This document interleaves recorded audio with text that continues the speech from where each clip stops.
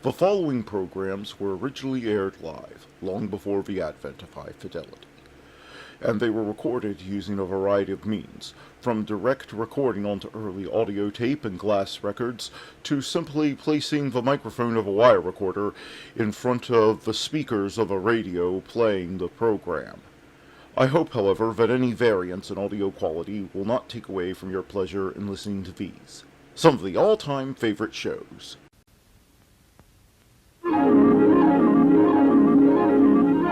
The following program is brought to you in living color on NBC.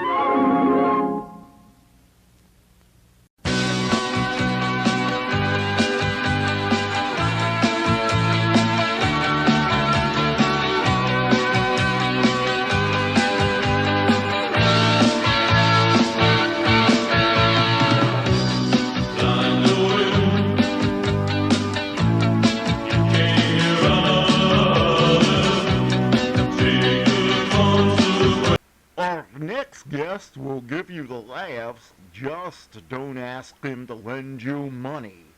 It's Jack Benny coming up next.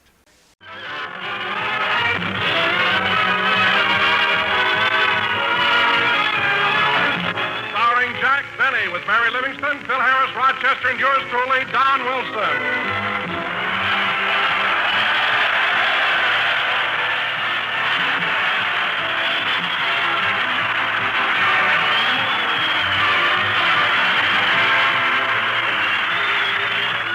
And now, ladies and gentlemen, from the Army Air Base at Gardner Field near Taft, California, we bring you our master of ceremonies, the one and only... Oh, no, you don't, Bud. No, you don't. You ain't pushing just anybody up on us.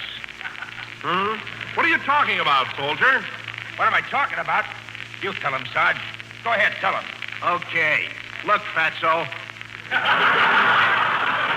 We can't do anything about what time they make us go to bed or what time they make us get up. But week after week, they blow a bugle, line us up, march us into this hall to listen to what they call entertainment, and we're sick of it. Now, wait a minute, fellas. You keep out of this, Bob. Yes, sir. Now, as I was saying, Fatso, the fellas here appointed us as a committee to sort of pass on the entertainment, see? Yeah. In that way, why, we protect our boys from stepping into those civilian booby traps. Booby traps? So listen, Chubby, you tell us who you're going to bring out here, and we'll tell you if it's okay. Well, all right, if you must know, it's none other than Jack Benny. Jack Benny, huh? What do you think, Sarge? I don't know. What do you think? Well, it's either him or spending a half hour in Taft.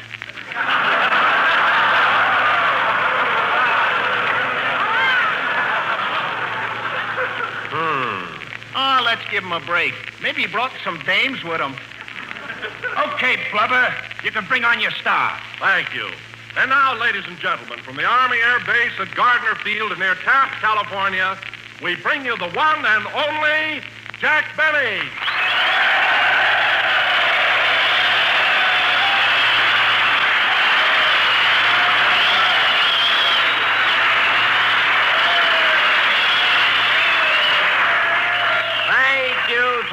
Thank you. Hello again, this is Jack Benny talking, and Don, isn't it nice being out here at Gardner Field, situated on the shores of beautiful Lake Buena Vista? Imagine being stationed in a place where you can go trout fishing, swimming, and diving. Oh, hubba, hubba, hubba.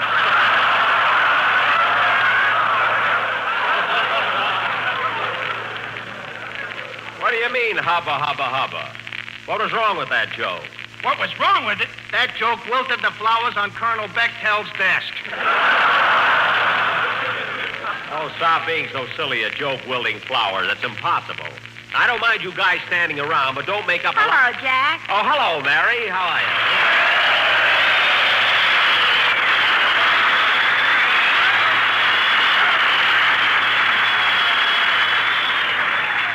I'm glad you got here, Mary. Now maybe we can get on with the show. Yeah, but you know, Jack, the strangest thing happened just now. Really? What was it? As I walked in here, the flowers in my hair wilted. Well, I can't understand at all. Anyway, Mary, how do you like being up here at Gardner Field? Oh, swell. But yesterday when we got here, one of the soldiers rushed me over to see Lake Buena Vista. Some excitement. Well, they're proud of Buena Vista, Mary. That's a beautiful lake. Go on. I've seen more water at W. Steele's party. Oh, stop exaggerating. It's the only lake where a girl can go out for a boat ride and walk back.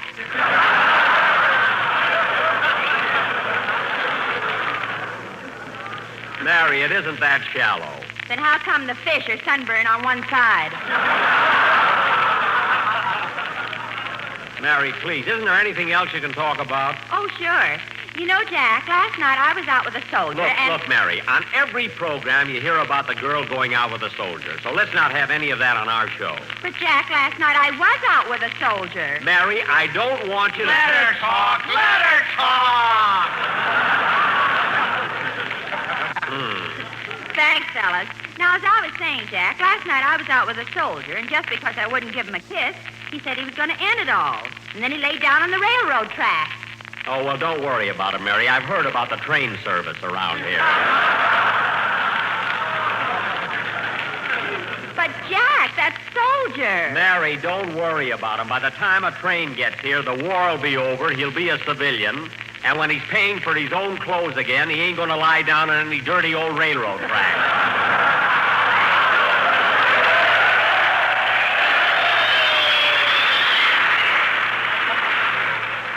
So let's forget about it and get on with the show. Come in. Mr. Penny, Yes? on behalf of the United States Army Air Force stationed at Gardner Field, I wish to present you with these wings. Wings? Yes. I'm sorry the rest of the chicken got away. Goodbye. Oh, well, I can always use them for soup. Hiya, Jackson. Okay, fellas, start beating them chow tones together. Harris is here.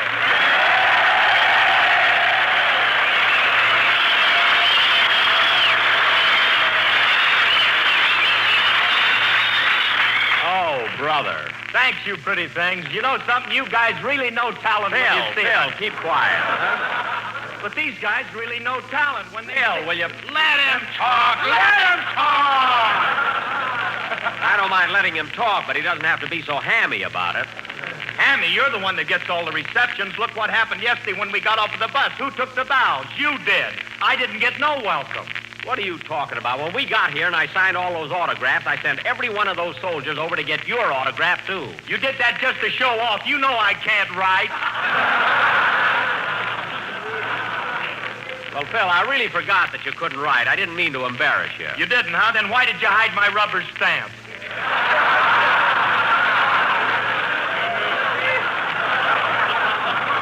Because you were messing up the whole bus with it, that's why. Just like a kid. And another thing, Jackson, I know the trick you played on me last year. What trick? Well, you switched rubber stamps on me, and for 3 weeks I was signing my name, Fragile This End Up.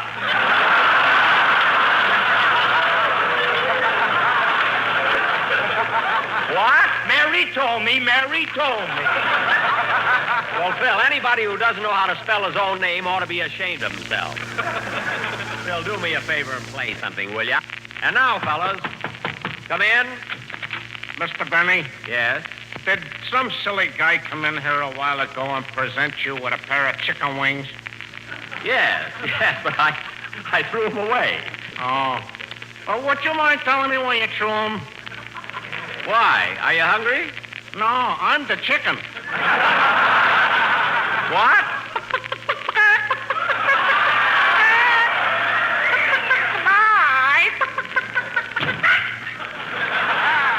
That's what happens to a guy when he eats too much of those powdered eggs.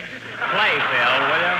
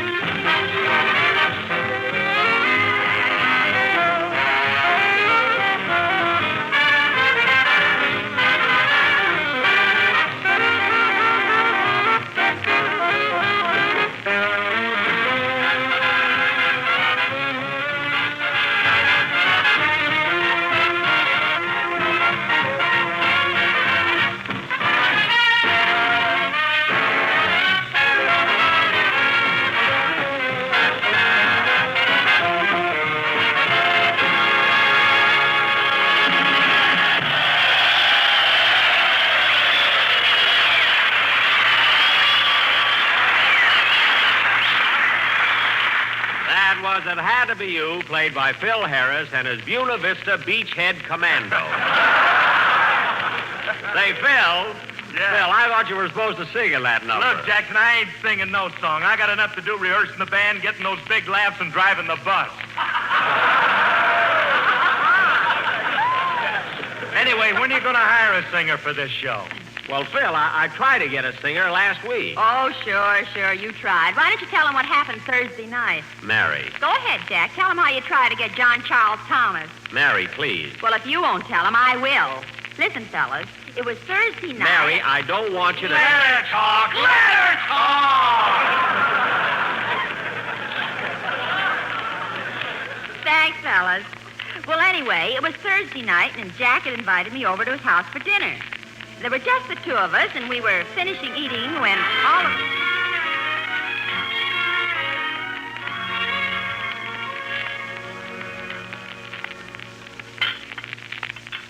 Gosh, Jack, it was nice of you to invite me over for dinner. Oh, that's all right, Mary. Here, will you have some mustard? Yes, thanks. Ketchup? Yes, thank you. Horseradish? Uh-huh. Here you are. What a dinner. Mustard, ketchup, and horseradish. Don't worry, Mary. The surprise is in this casserole. Look. Gee, cold cut. Yep. Yes, sirree, cold cut. One cut for you and one cut for me. Yep. Would you like your coffee now, Mary? Uh-huh. Good. I'll ring for Rochester. Jack, don't you think it's about time you bought a regular dinner bell? Yes, Mary, but it's hard to get what you want these days on account of shortages. This makes a fine dinner bell. But, Jack, it doesn't look nice hitting an empty garbage pail with an old turkey bone. And you can't hit it with a cold cut. Anyway, no one notices it. Mr. Benny, did you ring for me, or did you just throw something in the garbage can? I rang for you, Rochester.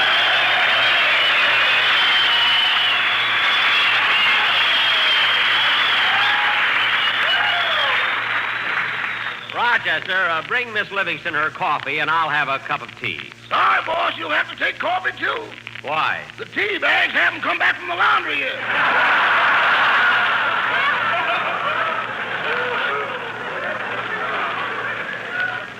Oh, darn it, I want a tea. Well, boss, I'll fix you the coffee so you'll like it.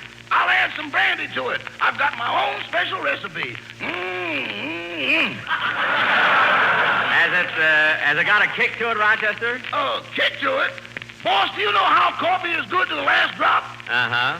Well, when I add just the right amount of brandy to it, the last drop picks up the cup and hits you over the head with it. Rochester. One drink of my coffee and you sit around all night, percolating.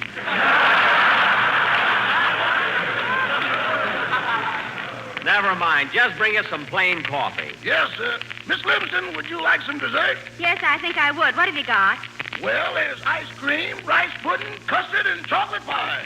Gee, they all sound good. What would you suggest, Rochester? The custard is the best buy. The best buy? Rochester, I'm not charging Miss Livingston for the dinner. Now bring some coffee and custard. Yes, sir. Say, Jack, it's getting close to Sunday. What are you going to do about a singer for your program? Well, Mary, I haven't given up hopes of getting Sinatra yet. Oh, I think you ought to forget about Sinatra. He has too much radio work already. He's on the hit parade, and beside that, he's got another show of his own. Oh, yes, one-man famine. You know, Mary, one of my writers gave me that gag for last week's show, but I'd never used it anything that corny, you know.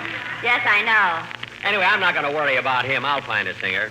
Say, Mary, do you want to hear some good music? I bought a new record for my phonograph. It's about time. I'm getting tired of the Sheik of Araby. I don't know, Mary. It's a pretty good number to dance to. Anyway, wait till you hear this new one. I'll wind up the phonograph. Oh, darn it, the horn keeps falling off. There, it's fixed now. Here's the new record, Mary. Which side do you want to hear first? How do I know? What songs are on it? Well, on one side of the record is John Charles Thomas singing When My Boy Comes Home. And on the other side is Spike Jones playing I Kissed the Butcher's Daughter Till Her Old Man Put Up a Beat. Well,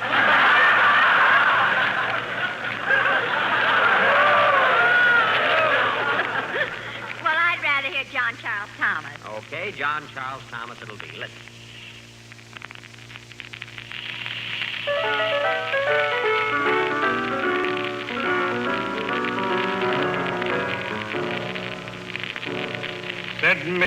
again to Mrs. O'Flynn. Someday when the war is won, won't it be grand when the soldiers land and you go to meet your son?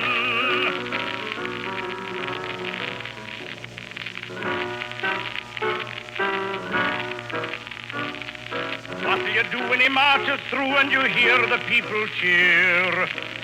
What do you do when he smiles at you as your boy draws near? What'll I do when my boy comes home? What'll I do, you say? I'll tell the police if they're keeping the peace, they'd better keep out of my way.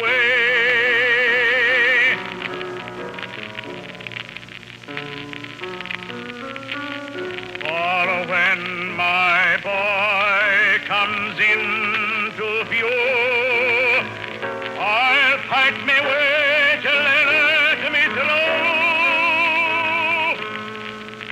And I'll lift him up, though he's 62,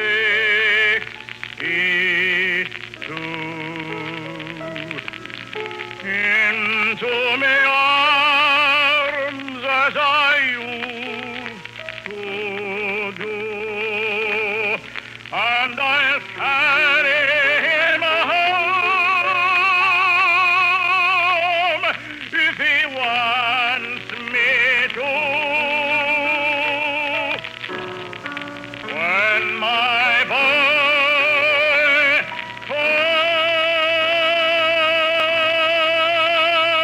comes home.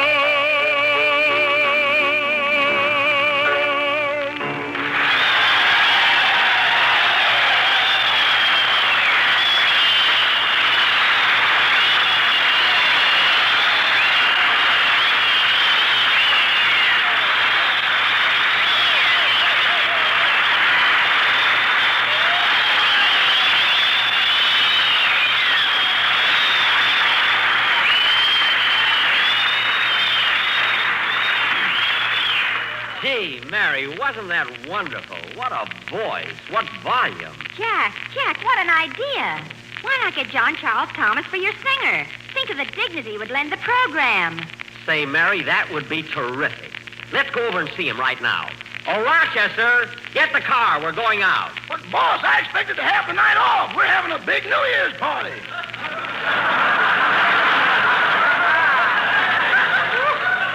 A New Year's party? New Year's isn't for months yet. I know, but tonight is basic training.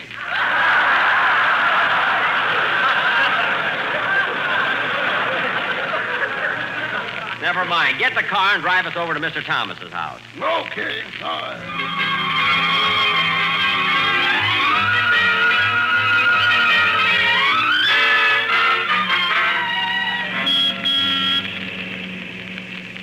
Look out for that cab, Rochester. Not so fast. Don't turn the corner so close.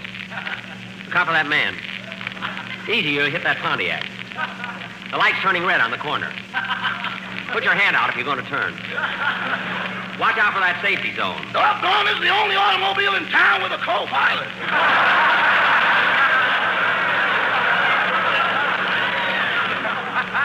Rochester. You take over the controls, boss. I'll radio ahead for landing instructions.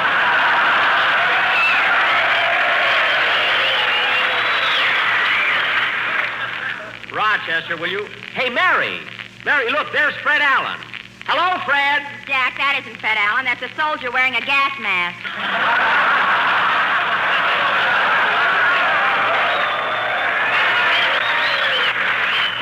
Oh, gosh, I was just going to tell him how good he looks. Hey, slow down, Rochester. There's where John Charles Thomas lives. That house on the corner. Rochester, you wait here. Come on, Mary.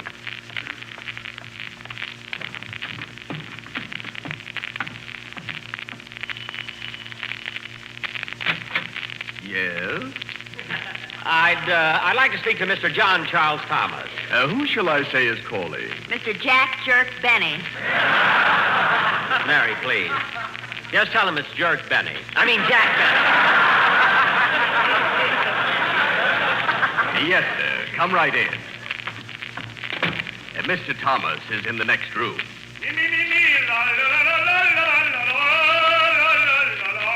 Hey, listen to that, Mary. Isn't that beautiful? Yes, and he's only gargling.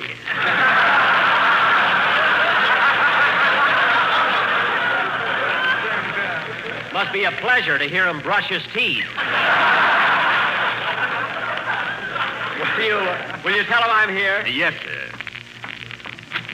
Oh, Mr. Thomas, Jack Benny is here to see you. Well, I'll come right out.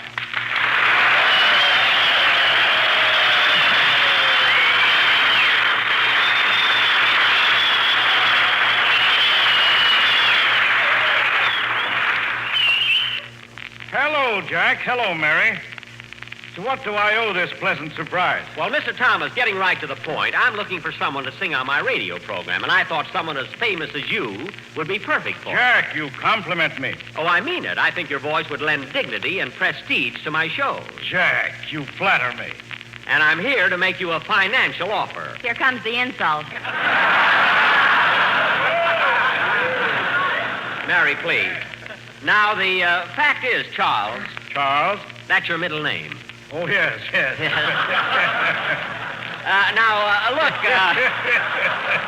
Mr. Thomas, I won't mince words. You see, Dennis Day worked for me, and after 5 years, I paid him $35 a week. I see. But naturally, I wouldn't expect an opera singer like you to work for that kind of money. Naturally. So instead of offering you $35, I'm willing to stretch it just a little bit and give you... Pardon me for interrupting, Mr. Thomas. Yes, Martin. I'm leaving now for my night off. Oh, yes. And, Martin, before you go, I'll give you your weekly salary. Thank you, sir. Here you are. 20, 40, 60, 70, 80, 90, $100. There you are, Martin. Thank you, sir. Now, what was it you were saying, Mr. Benny? Well...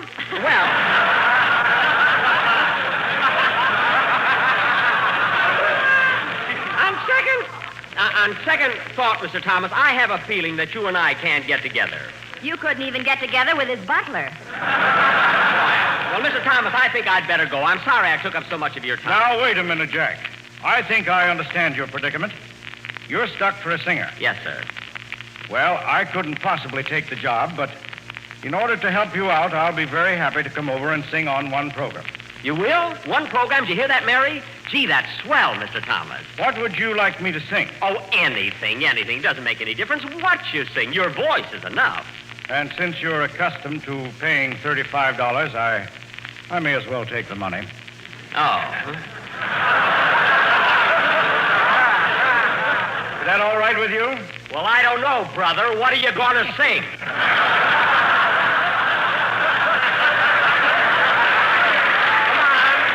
Come on, tell me, what are you going to sing? Well, I don't know, Jack. I don't have a very large repertoire. What? What was that you said? I said I don't have a very large repertoire. Well, brother, from where I'm standing, you have the... I'm not going to say it. I'm not going to say it. Now, look.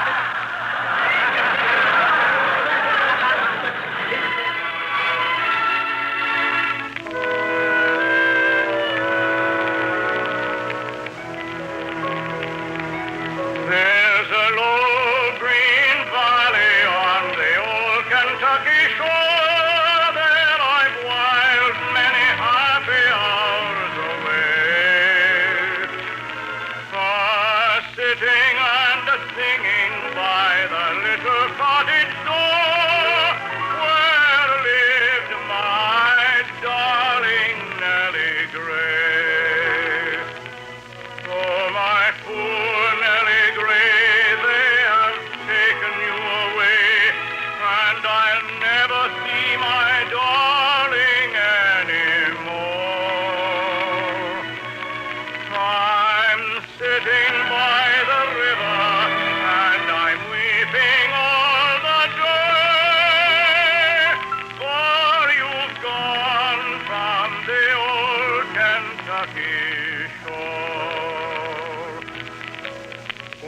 the moon had climbed the mountain, and the stars were shining too. Then I'd take my darling Nanny Gray, and we'd float down the river in my little red canoe, while my banjo sweetly I would play. Oh, my poor Nellie Gray, they have taken you away, and I'll never see my darling anymore.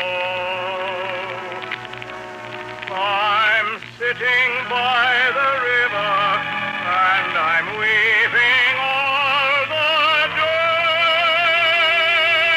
for you've gone from the old Kentucky shore.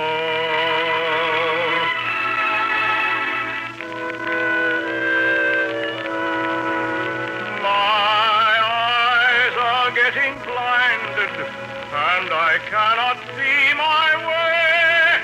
Ah, there's somebody knocking at the door. Oh, I hear the angels calling, and I see my Nanny Gray. Farewell to the old Kentucky shore.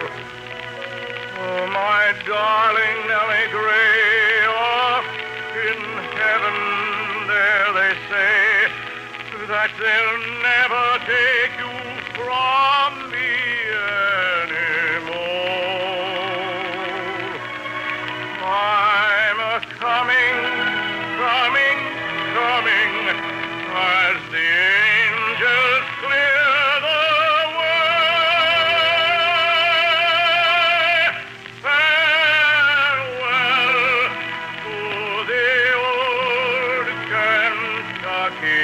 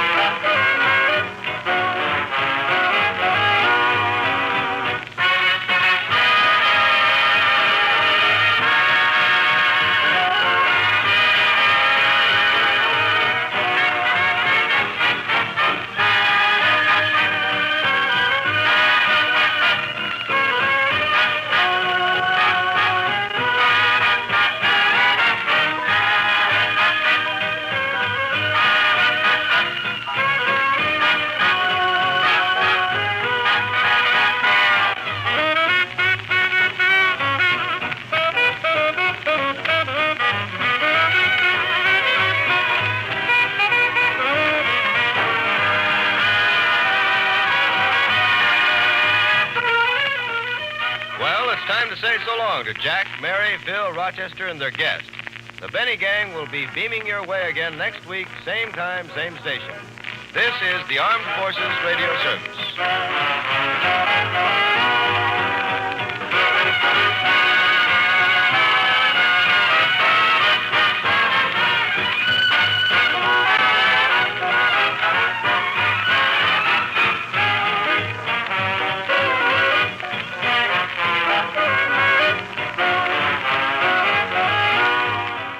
Tales of espionage are coming at you with CounterSpy next.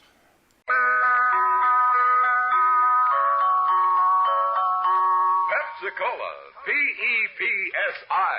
That's your smartest cola buy.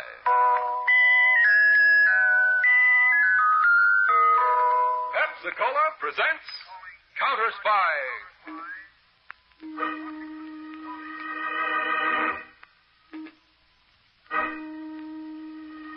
Washington calling David Harding, CounterSpy. Washington calling David Harding, CounterSpy. Harding, CounterSpy, calling Washington.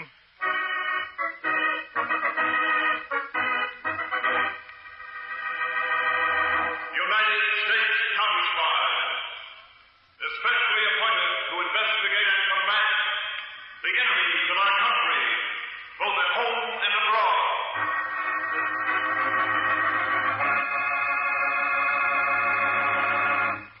Tonight, more facts in the case of the fabulous formula. A thrilling counter-spy report to the American people.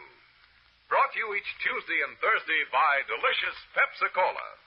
And now, another report to the American people. In your family's interest, listen to these findings, recently released by the United States Testing Company, Incorporated. After thorough and impartial tests, Pepsi-Cola proved of highest purity. Pepsi-Cola has more quick food energy and value, ounce for ounce, than any other leading nationally known cola. Yes, tested, compared against all other leading nationally known cola drinks, Pepsi-Cola won out. You get the best and twice as much in delicious Pepsi-Cola. And now to CounterSpy.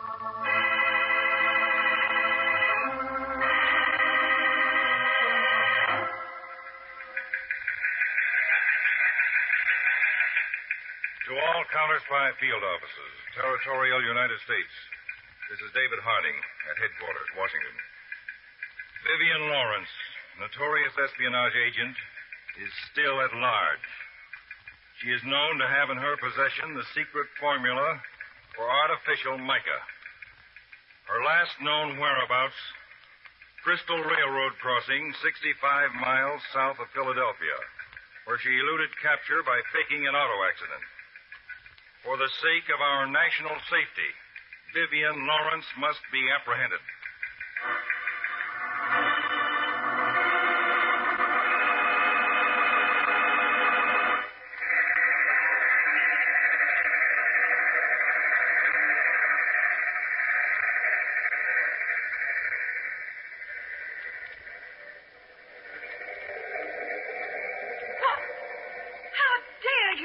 Into my compartment this way. What's the meaning of this? Sorry to disturb you, madam. May I see your identification? My identification? I declare, you've got no We right. have direct orders from Mr. Harding to investigate all female passengers on this train. Mr. Harding? Yes. I'm a United States counterspy. Oh, CounterSpy. Well, now, let me see what I have in my handbag. If you don't mind, I'd like to look in that bag myself. Well, I do declare. You act like you don't trust me. The bag, please. Oh, very well. Thank you. I think this driver's license will do. Mrs. Wilma Gordon, 6932 Northwest Peachtree Street, Atlanta, Georgia. And according to your ticket here, you're going to Atlanta. You're traveling alone, Mrs. Gordon? Yes. And now, if you'll be good enough to tell me why you violated my privacy. Your government is searching for Vivian Lawrence, an espionage agent. Miss Lawrence is clever at using disguises and assorted accents. Accents? Well, I do declare. You think I'm that horrible woman? I really do declare. Such stupidity in our government. My senator shall hear about this just as I soon didn't as say you were Vivian Lawrence. I know you're not. Huh?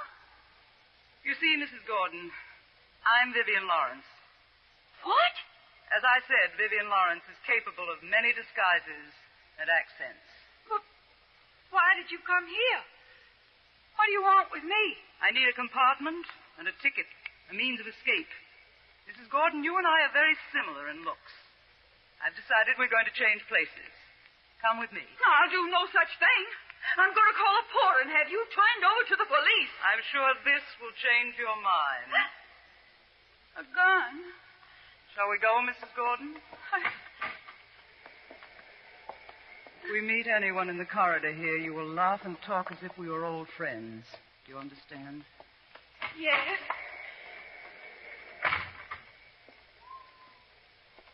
The porter's coming. You'd better do exactly as I told you. That was a hilarious letter from Charles, wasn't it? Laugh as though you meant it. All right, you can stop now. Please let me go. I won't say anything. I promise. Open the door. We're going out on the platform. All right. Stand here near the outside door. What are you going to do? This first. Now, you can have your handbag back. Take it. All right, now, Mrs. Gordon, I'll tell you what I'm going to do. You're making a non-scheduled stop. You're going to make me get off this train? The way the CounterSpies will see it, Vivian Lawrence, in an attempt to escape, jumped off this train. No! No! Please don't do this to me! Goodbye, Mrs. Gordon. For heaven's sake, don't! I said no!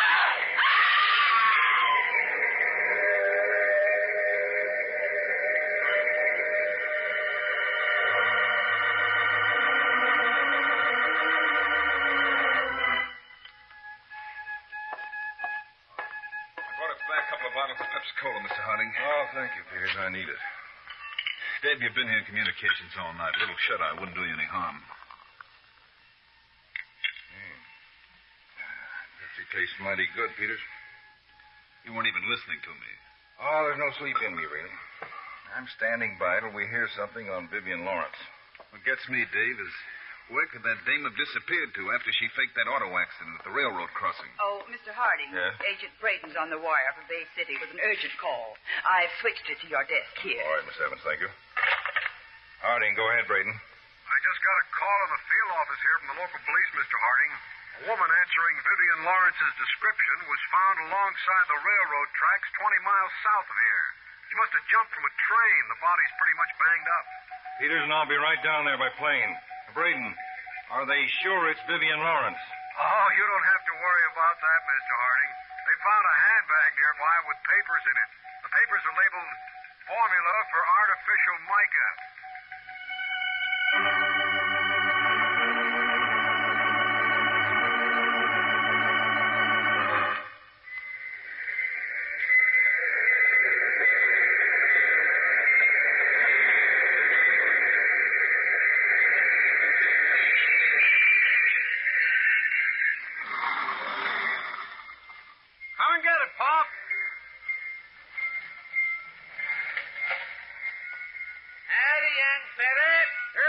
Bag of mail for you this trip, Bob. Thank you, sir.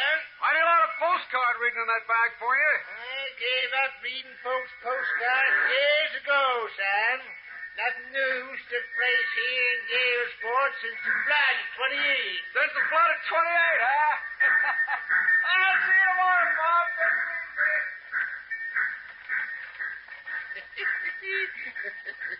Take it easy. And I reckon I will. Nothing else to do at my age but take it easy. Don't turn around. There's a gun in your back. Keep pushing that baggage truck or I'll fire right here. I ain't praying and dying just yet. Keep walking straight ahead to the station office. Believe me, lady, you didn't stake out a likely place for a holdup. Nothing much here in Galesport in the way of pickings. I think you're mistaken. I think Galesport has everything I want. Just about everything.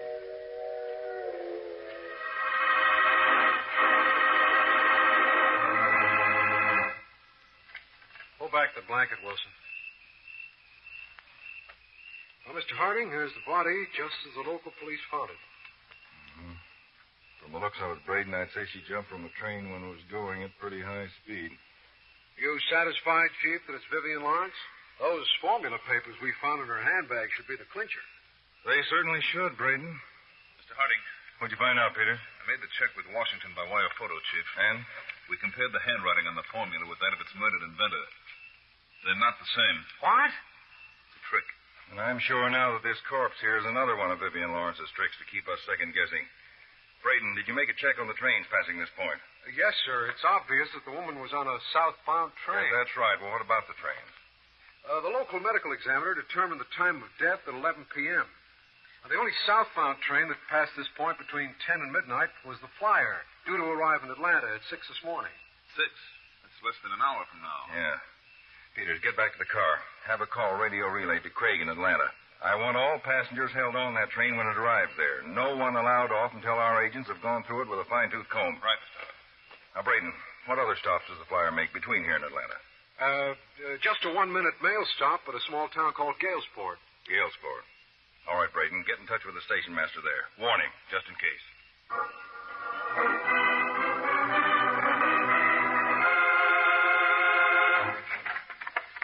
Inside, quickly. Lady, if you're figuring on keeping any money here in the Gale Sports Station office, you're mighty mistaken. I want only 2 things from you. The key to your car and information about the Olympian Carnival. Now, I reckon that ain't much, considering the trouble you've gone through. The key to my flivver's right here in the telegraph desk. Now, about the Olympian Carnival. I hear it's scheduled to open near here tomorrow night. That's right. The ballpark between here and Ferndale, out on the turnpike. Telegraph message coming in this time of the night. I want to know what that message is. Okay, lady. Attention, station master. CounterSpies warn you. Be on alert for Vivian Lawrence, espionage agent at large. Say, keep on. Possibility she may have gotten off Flyer at your shop. Report any information immediately to Bay City CounterSpy Field Office. And that's all, Miss Lawrence. So, you're that dirty spy the government's looking for, eh? I read all about you in the down. And don't try any tricks. I happen to know the Morse code. Get at that telegraph key. You're sending an answer to that message. Sit down. Woman and no woman, if you didn't have that gun, young lady, I'd beat the feathers and tarnation out of you. But I do have the gun. And you'll telegraph exactly what I tell you. Now begin. Woman answering description of Vivian Lawrence appeared at station right after Flyer made mail stop. A woman answering description of Vivian Lawrence appeared at station right after Flyer made mail stop. She asked for information on trains going north to New York. She asked about trains going north to New York. What's that supposed to mean? Keep tapping that key. She seemed desperate. She seemed desperate. Yeah, that all? That's all. Except for this.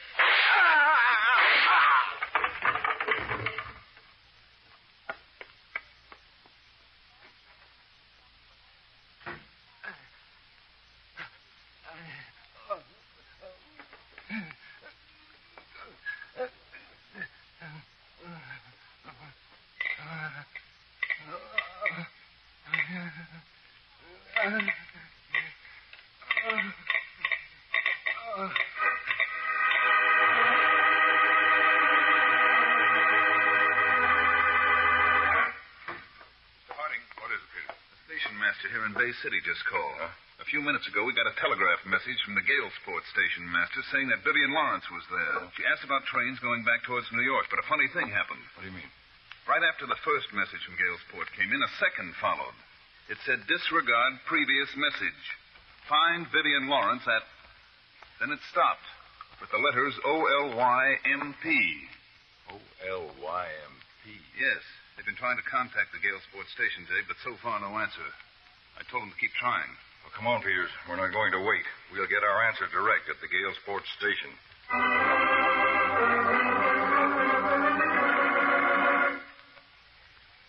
Well, Dave, there's our answer. Shot in the back twice. Peters, it must have taken superhuman courage for him to prop himself against the telegraph desk and tap out that second message. Well, anyway, at least we know now that she forced the old man to send the first message. We know now it was another trick to sidetrack us. Find Vivian Lawrence at Olymp. He had only just enough time to finish the message. Well, Peters, we're going to finish that message for him. Contact Central Analysis in Washington. I want the name of every city, town, and hamlet in this country whose name begins with the letters OLYMP. Have them radio the list of us here immediately.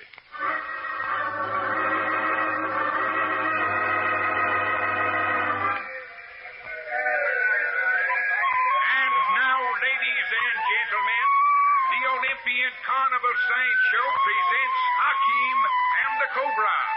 Notice, friends, how this most vicious, this most venomous of all reptiles, the deadly cobra, rises from his basket and weaves and dances to the weird strains of Hakim's flute.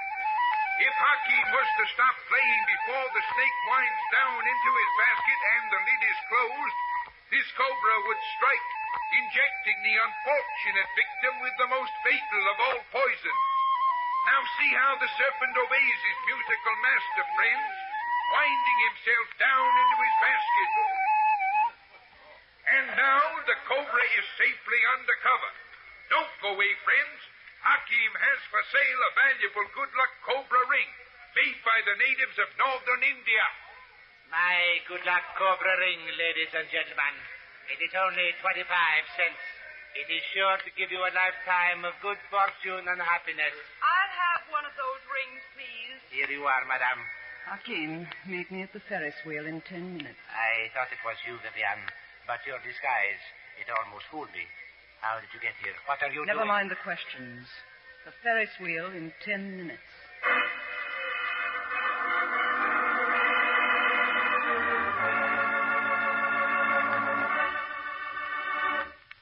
In a moment, back to CounterSpy, presented by delicious Pepsi-Cola. Have you heard about those tests by that famous laboratory? Have you heard the latest news in the Pepsi-Cola story? Yes, there's big news about Pepsi. The cola you've always known was most delicious, the cola you've always known was best value, is now shown to be the cola of proven highest quality. That's right. The U.S. Testing Company Incorporated reports you get more quick food energy ounce for ounce in delicious Pepsi-Cola than any other nationally known leading cola drink. Yes, your Pepsi is really tops. Tastes the tops, is the tops, and gives the most. So go ahead, enjoy that extra zing and bounce delicious Pepsi gives you. Insist on it wherever you may be. When you stop at the fountain, make sure you say, Pepsi, please. When you stop at a stand, make sure you say, Pepsi, please. And at the store, get Pepsi in the money-saving carton of 6 big 12-ounce bottles. Pepsi's 6 bottles serve 12 refreshing glassfuls, twice as much. So save money and get the best. Come on, sing the Pepsi song with us. Pepsi-Cola, it's a spot. 2 full glasses, that's a lot. Twice as much and better, too. Pepsi-Cola is a drink for you. Delicious Pepsi-Cola. Delicious Pepsi-Cola. Delicious Pepsi-Cola. Delicious Pepsi-Cola. And now, back to CounterSpy.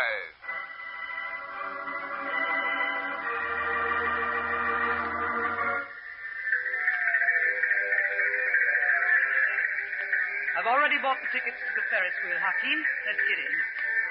I didn't test them. Just now, it's the safest place for you and me to talk. Why did you come here, Vivian?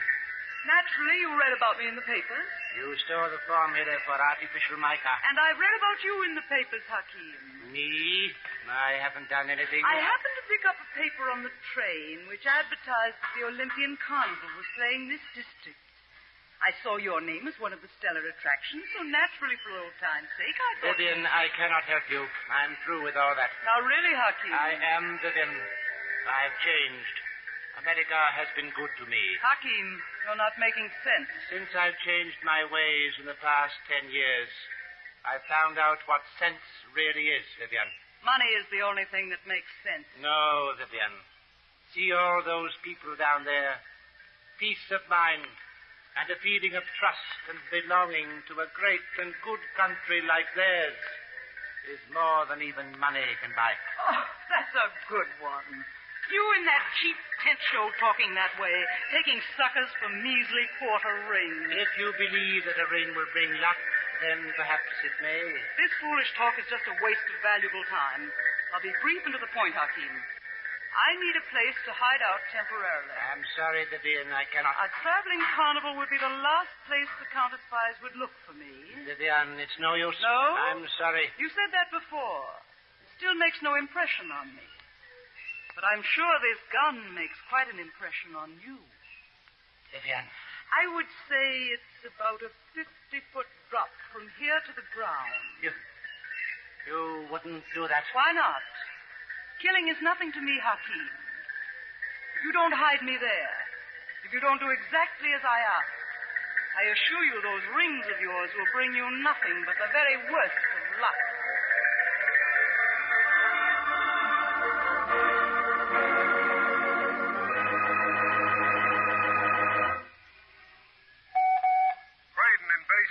Office to David Harding, control car C7, Galesport. Braden to Harding. This Peters, Braden. Mr. Harding just went into a diner across the street to grab a bite. Anything special? No, Peters, just reporting to the chief that his instructions have been carried out. The special alert has been sent to all cities, towns, and villages whose names begin with the letters OLYMP.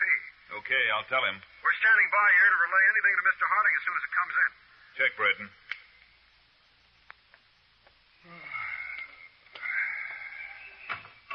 Get it started, Peter.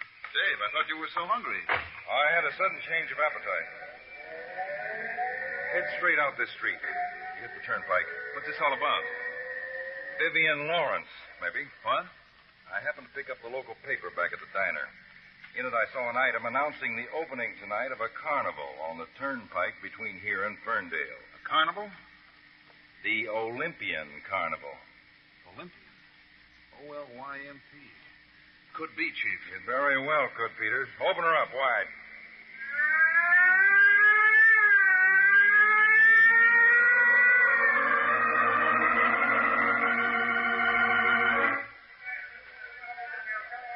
Hakim, do you have to keep that basket in this tent? Why, Vivian? You don't have to be afraid of my cobra as long as he is in his basket. Snakes disgust me. Well, he won't bother you for a while. Just a moment. Yes? Where do you think you're going? It's time for my next performance. You're sure about that? You don't trust me? What do you think? But, Vivian, you cannot afford to keep me here under watch. If I don't appear at the show tent, they'll come here to see what is wrong. I know that. But just remember, Hakim, I expect you to go directly to the show tent and return here without any stops. Is that understood? Understood, Vivian.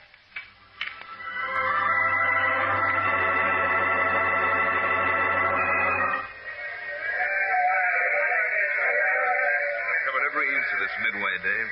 No sign of Vivian Lawrence. I've had no luck either, Peters. We're not leaving these carnival grounds. What is it, Chief? Look over there, the sideshow tent. That man walking toward the entrance with the wicker basket in his hand. Holy smoke, Dave. Hakim. Yes, our old friend Hakim, the snake charmer. Wasn't he once tied up with Vivian Lawrence? Yes, back in 1938. But according to our checkups, he's supposed to have changed his way of living. Could be he's changing back again to his old way. That's always possible, but I was almost sure Hakim was sticking to the straight and narrow. Dave, better duck behind the stand here. I think he's seen us. Right. Now, Maybe I was mistaken. He's walking into the sideshow tent. All right, Peters, we can get started now. What are we going to do, Dad? Find out if Hakeem has really changed his ways again.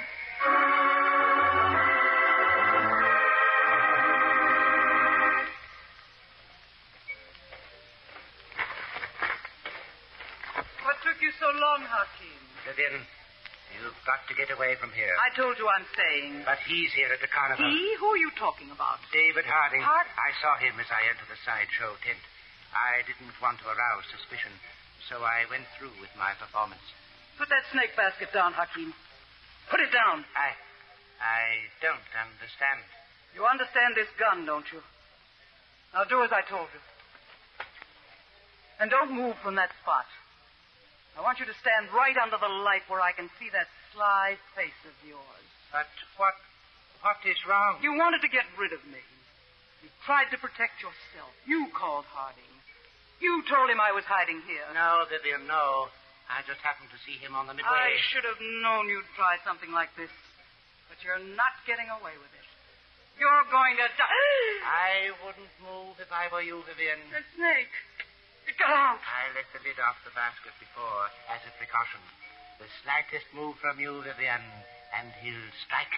Hakeem, please. See how he watches you, Vivian, waiting for you to make a single motion. Please, Hakeem. Get him back. You can do it. Yes, all I have to do is play my flute. Well, then play before... Knowing that you plan to kill me with that gun. I won't, Hakeem. I promise I won't if only you... A promise from you. What? Be careful, Vivian. You mustn't budge. Hakeem, listen to me. Not the slightest move or he'll strike. Listen to me, please. I'll share the profits from the formula with you, Hakeem. If only You're not one to be trusted, Vivian. You can trust me now. You can. How do I know you even have the formula? For all I know... I do have the formula, Hakeem. It's right here in my coat pocket, believe me. Stand where you are, Miss Lawrence. It would be just as easy to kill another snake. Drop that gun. I'll get it, Chief.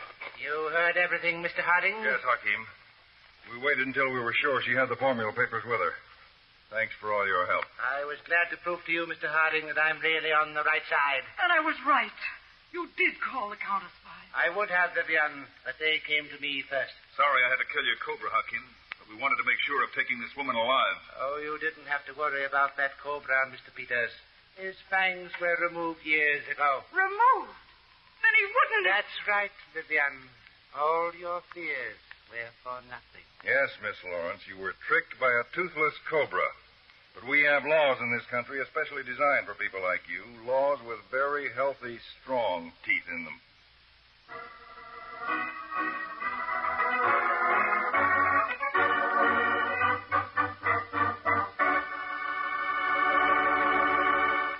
Well, that takes care of Vivian Lawrence. Now let's take care of the refreshments. Bring on those big, big Pepsis and have delicious Pepsi Cola all around. Tastes good. You just can't match Pepsi's fresh, tangy flavor. And there's plenty for two of you in Pepsi's big 12-ounce bottles. Get Pepsi by the carton. It's 6 bottles, but 12 drinks. So save all that money and enjoy that extra zing and bounce delicious Pepsi gives you. Remember, Pepsi's proven highest quality, yet it gives you twice as much. Pepsi-Cola, it's a spot. 2 full glasses, that's a lot. Twice as much and better, too. Pepsi-Cola is the drink for you. Delicious Pepsi-Cola. Delicious Pepsi-Cola. Delicious Pepsi-Cola. Delicious Pepsi-Cola. Tune in every Tuesday and Thursday, same time, same station, to CounterSpy. Listen on Tuesday for the exciting Case of the Hijacked Country. Years ago, it took a well-equipped army and an aroused population to carry out a revolution. But in modern times, a few determined men can seize a country by the throat, and not always for the purpose of revolution. For the amazing facts of the greatest hijack in history, listen on Tuesday to The Case of the Hijacked Country on CounterSpy.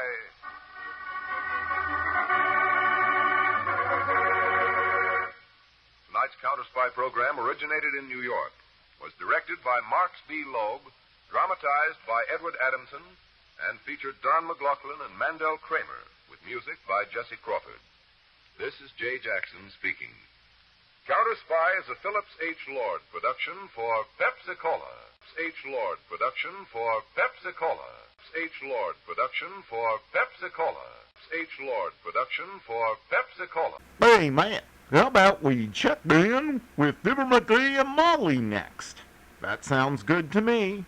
The Johnson's Wax Program with Fibber, Magee, and Molly.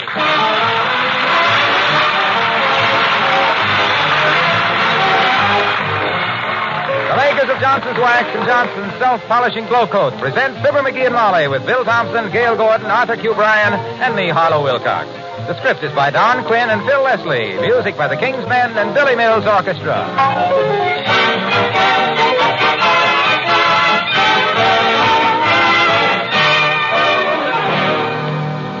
You'll see something new in your kitchen. Polishing floor wax. Glow Coat's got a glow that's brighter, far brighter than before. And you'll double your pleasure when that brings new zest and sparkle to the whole room. Because there's a new glow in this self-polishing floor wax. Glow Coat's got a glow that's brighter, far brighter than before. And you'll double your pleasure when you use it because Johnson's Glow Coat shines itself. That's right. Goes right ahead and produces its own brilliant luster without any help from you. Just pour a little Glow Coat on your linoleum, spread it out, let it dry. That's all you do to get a gleaming finish in 20 minutes. And that Glow Coat finish is more than beautiful to look at. It protects your linoleum against dirt and spill things. Easy to clean, too. A few seconds with a damp cloth is all it takes to whisk away soil spots. Tomorrow, get Johnson's Self-Polishing Glow Coat. Enjoy a new glow in your kitchen, a finish that's brighter, far brighter than before. Your dealer has Glow Coat with the new glow in the same familiar red and yellow container.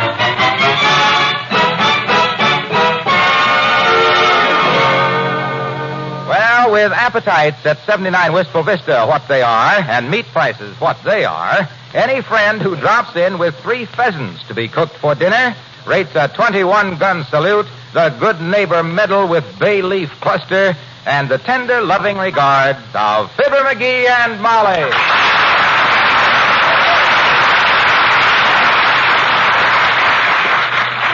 You mean these beautiful pheasants are for us, Dr. Gamble? On one condition, my dear, that you have them for dinner tonight and invite me.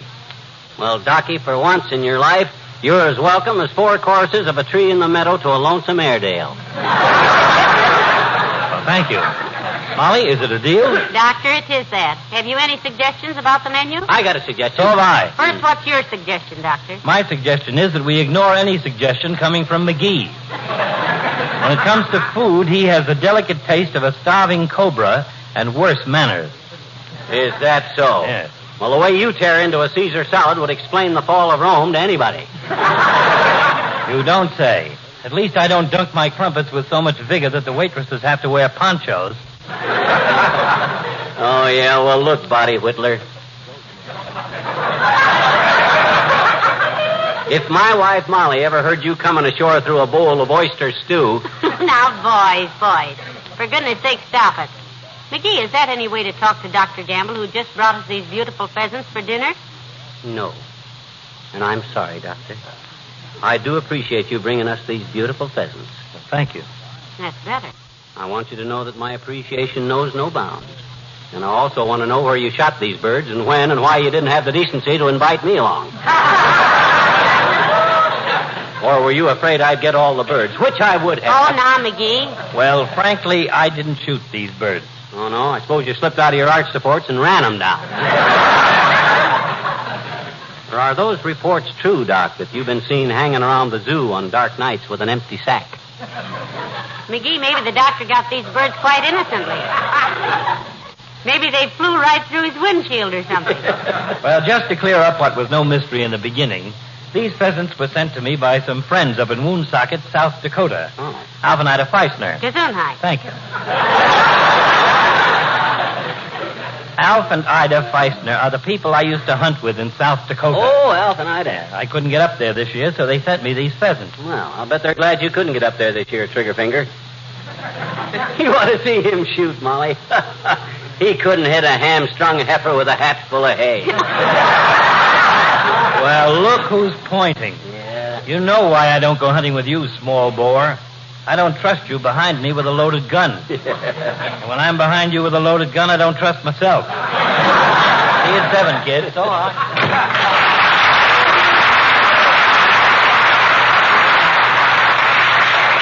Oh, my goodness. Aren't these beautiful pheasants, Magee? And all dressed and ready to cook. Yeah, that's going to save me a lot of trouble, kiddo. I'm going to use an old Indian recipe on these babies. You get the yams and the salad and the pie going, Snooky, and leave these birds to me. Now, wait a minute. Wait a minute. Did I understand you to say you were going to cook these pheasants? Yes, sir. There's a certain way of cooking game birds that's terrific, if it comes out right.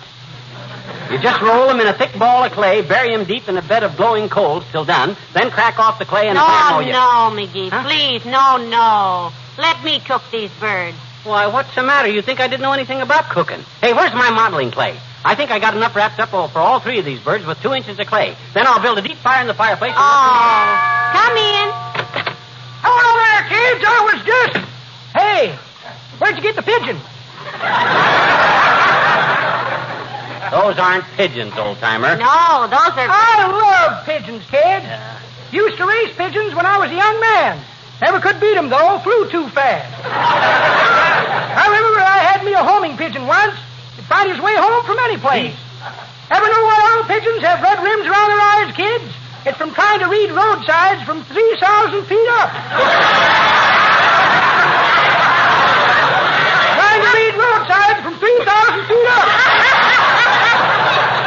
Well, sir. Hey, listen.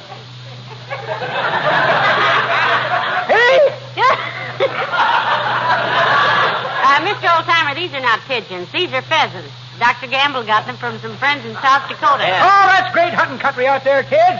There's so many birds out there, it ain't considered sporting to look where you're shooting. The minute you hear a bird go up, you shut your eyes, point your gun up in the air, and pull the trigger. You ever get any pheasants that way? Pheasants? Johnny, one day out there, I got 7 pheasants, 2 ducks, 4 quail, and a piper cub. Well, of course, I'm just an amateur, but I have a theory that it's better to shoot with your eyes open. Well, I think so, too. Of course, I've done a lot of trap shooting, and You've done a lot of it. Why, kids, when I was in the CBs, we used to rig us up a blanket on a bunk every night, turn on some flashlights, and shoot traps till daylight. I made 16 passes one night. I was talking about trap shooting, not crap shooting. Although you can get hurt either way if you don't know they're loaded.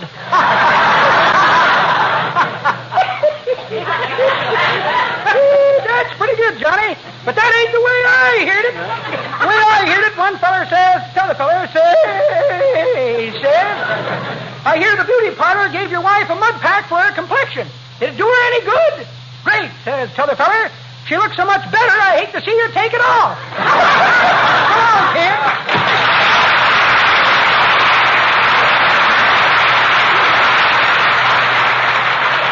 Well, I got to get busy building a fire in the fireplace and whip me up a bed of hot coals, and then I got to find my modeling clay and roll those pheasants in the Now, modeling clay. please, Magee, let Mother cook the pheasants. Huh? You can try your mud ball method some other time. There'll never be a better other time than right this time now. There is now, Snooky. Look, you get some clean cheesecloth and wrap the birds up good for me, will you? Oh, dear. Then I'll cover them with thick clay, bury them in a bed of coals, and baste them every 15 minutes with hot ashes till they... Hey, where'd you say my modeling clay was? I don't know, and what's more... Oh, I know. It's right here in the hall. No, dearie, don't open that...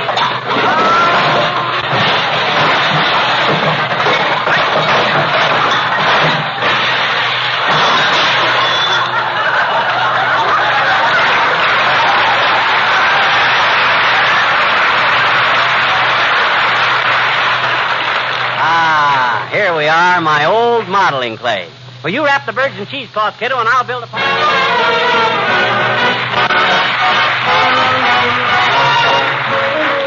Billy Mills and the orchestra, and every day I love you a little bit more.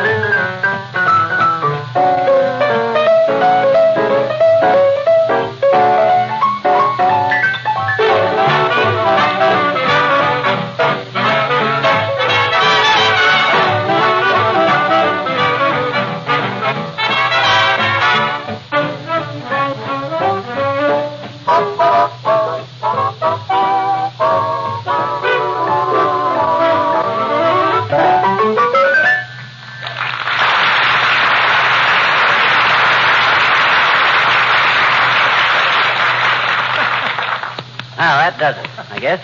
Look at these 3 big balls of clay, kiddo. Who'd ever know there was 3 juicy little pheasants in there waiting to be baked in a bed of glowing coals in our fireplace? Not me. Okay, hold the screen away from the fireplace, will you, while I drop them into the fire? Thanks.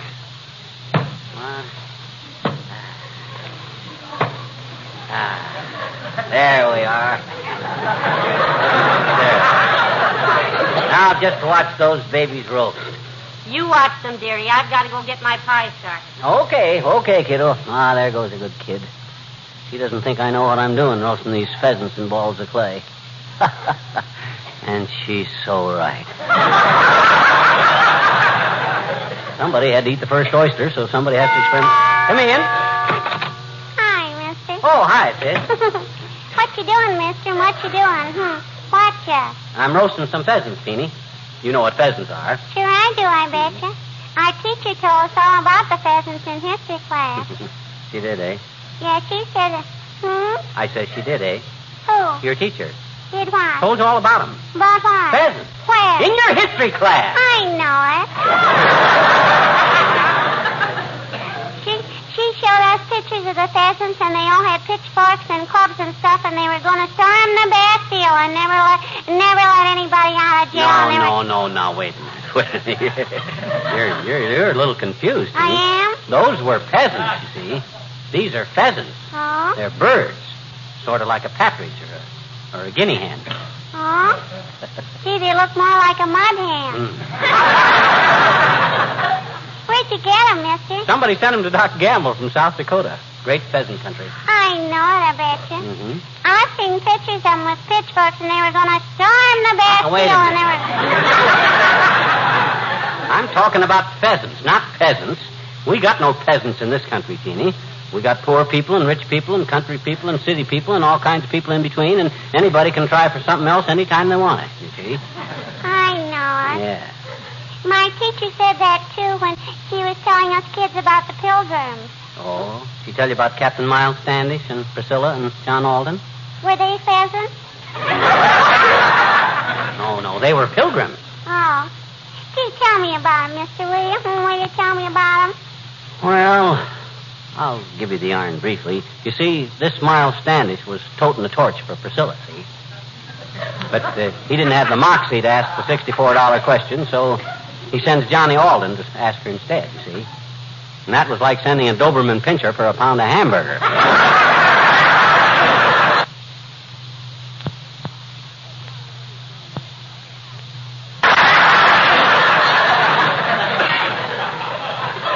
Because the minute Priscilla sees John, she blows her hairnet.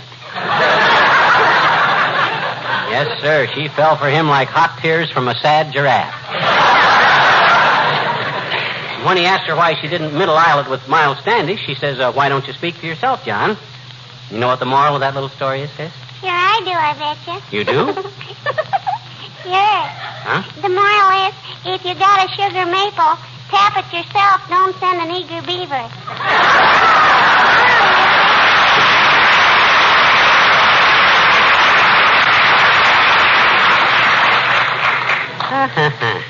Precocious child. Hey, Molly, I got your lemon pie all made? Everything's under control, dearie. How are the mud balls doing? Just look at them. Snug as 3 thugs in the jug. That's one of the best things about this method of cooking. You don't have to keep prodding and poking at them. Just put them in the hot coals and let nature do the rest. Hand me that poker, will you? I'll nudge him around a little. Here you are. Thanks. Get a whiff of that. I still think that's an odd way to cook wild fowl. Just what is the advantage over the old-fashioned electric oven? Why, this method of cooking was invented by the Osage Indians, my dear. It was? And where are the Osage Indians today, you ask?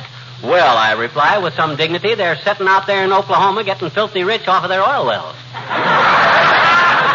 And how did they discover those oil wells? Oh. By digging for clay to cook with.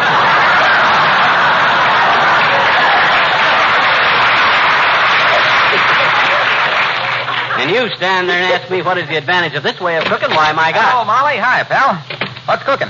Just take a look in the fireplace, Mr. Wilcox. See the flames lapping around those three big lumps, Junior? Oh, roasting some grapefruit, are you, pal? That's just his way of cooking pheasants, Mr. Wilcox. An old Indian method, Junior. You wrap the birds in clay and put them in a bed of glowing coals, you see, and then you put them... Hey, those coals really glow, too, don't they, pal? Uh-oh, here it comes. What does that glow remind you of, Junior? Asked little Fibber with a sly expression on his freckled little face, because he knew darn well he was opening the barn door and letting the plug out.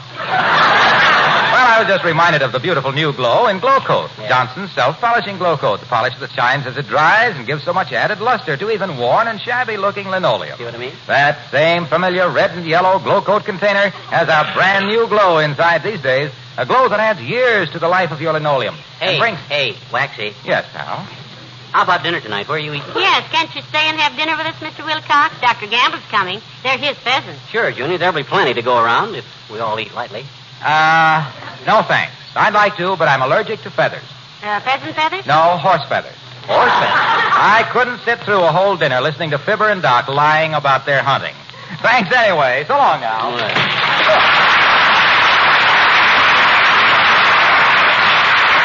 Who lies about who's hunting? My gosh, just because Doc Gamble is inclined to prefabricate a little is no sign that Inclined to what? Prefabricate. Tell falsehoods. Lie. Fib. The word is prevaricate, dearie. Huh?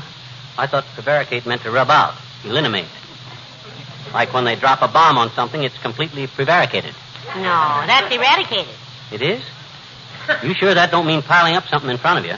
Like when the posse come after Uncle Sycamore and he eradicated himself behind the stable door till they got him through the window with tear gas and they felt so bad when they seen him weeping that they took up a collection to pay for the horse he stole. No, sweetheart, that's barricaded. Well, I must be completely confused. What did I say wrong in the first place? Well, you said the doctor was inclined to prefabricate. Prefabricated means made up beforehand. Exactly. He comes to dinner with all his yarns prefabricated, and I got to sit here and make mine up as I go along. That's what I mean by... Come in. Oh, for goodness sakes, McGee, it's his honor the mayor. Come in, Mr. Mayor. Thank you, my dear. Hello, McGee. Hi, Latriv, old man. Oh, a pretty sharp wind outside. Goes through you like a monkey through a trapeze. Yeah. Mind if I hug the fire a little? Pray do, Mr. Mayor. Stir it up a little, dearie. Okay. Yes, it would draw a little better if you took those three big clinkers out of there, McGee. What do you mean, clinkers? Them are three pheasants we're having for dinner. I'm baking them in clay. Where did you ever get such a silly idea as this anyhow, McGee? I read it in a book once. The name of it was Fred Fearless, the fortune teller, burned at the stake by Apaches. Or medium and charred. It was a dime novel. You were overcharged. Didn't you ever read dime novels as a boy, Mr. Mayor? Oh, yes. I was always a great reader. Always had my nose in a book. Nearsighted, eh? I beg your pardon? I notice you don't wear glasses now, though, Mr. Mayor. How'd you strengthen your eyes so much? Optical exercises, huh? I'm sorry, I don't know what you're talking about. Always having your nose in a book, Latriv. I've seen guys that had to read with a book held clear out to here, but to have your nose actually clear down on the page is Maybe he just likes the smell of printer's ink, Well, that's... Oh, stop it. You're deliberately misconstating my Struben. Huh? I mean, I use a perfectly simple phrase. Familiar to anybody. You always do this to me. Now, Every please, time Mr. Mayor, boys here, let's keep our voices down. Heavenly days, can't we have a friendly literary discussion without flying off the handle? Sure, take it easy, boy. Take it easy. My gosh, if you want to keep your nose in a book and take a chance on getting it caught in the binding, that's your own business. You're Snozzola, kid. We just thought of... I tell you I do not breed rooks. Huh? I read brooks. No. With my vine caught in a berry, buried in a booking, I merely made a simple sum. No. A simple timid. No. When I said my bear was solid, my book was nosy. No. You were the one who said my book was nose. My nose was booked. I didn't mean you. You were always trying to make... I wasn't. You were the book.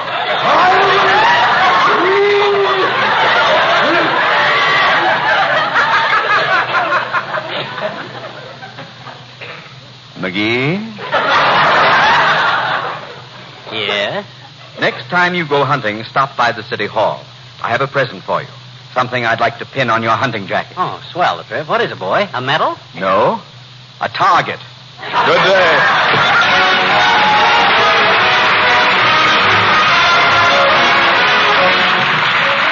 King's Men, and I've got 160 acres. Oh, where the mountains rise up to meet the sky, there's a spot that is all my own. I wouldn't trade it for a world of gold.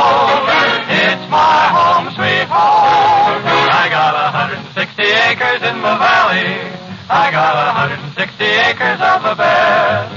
I got a coal stove there that'll cook 3 square, and a bunk where I can lay me down to rest.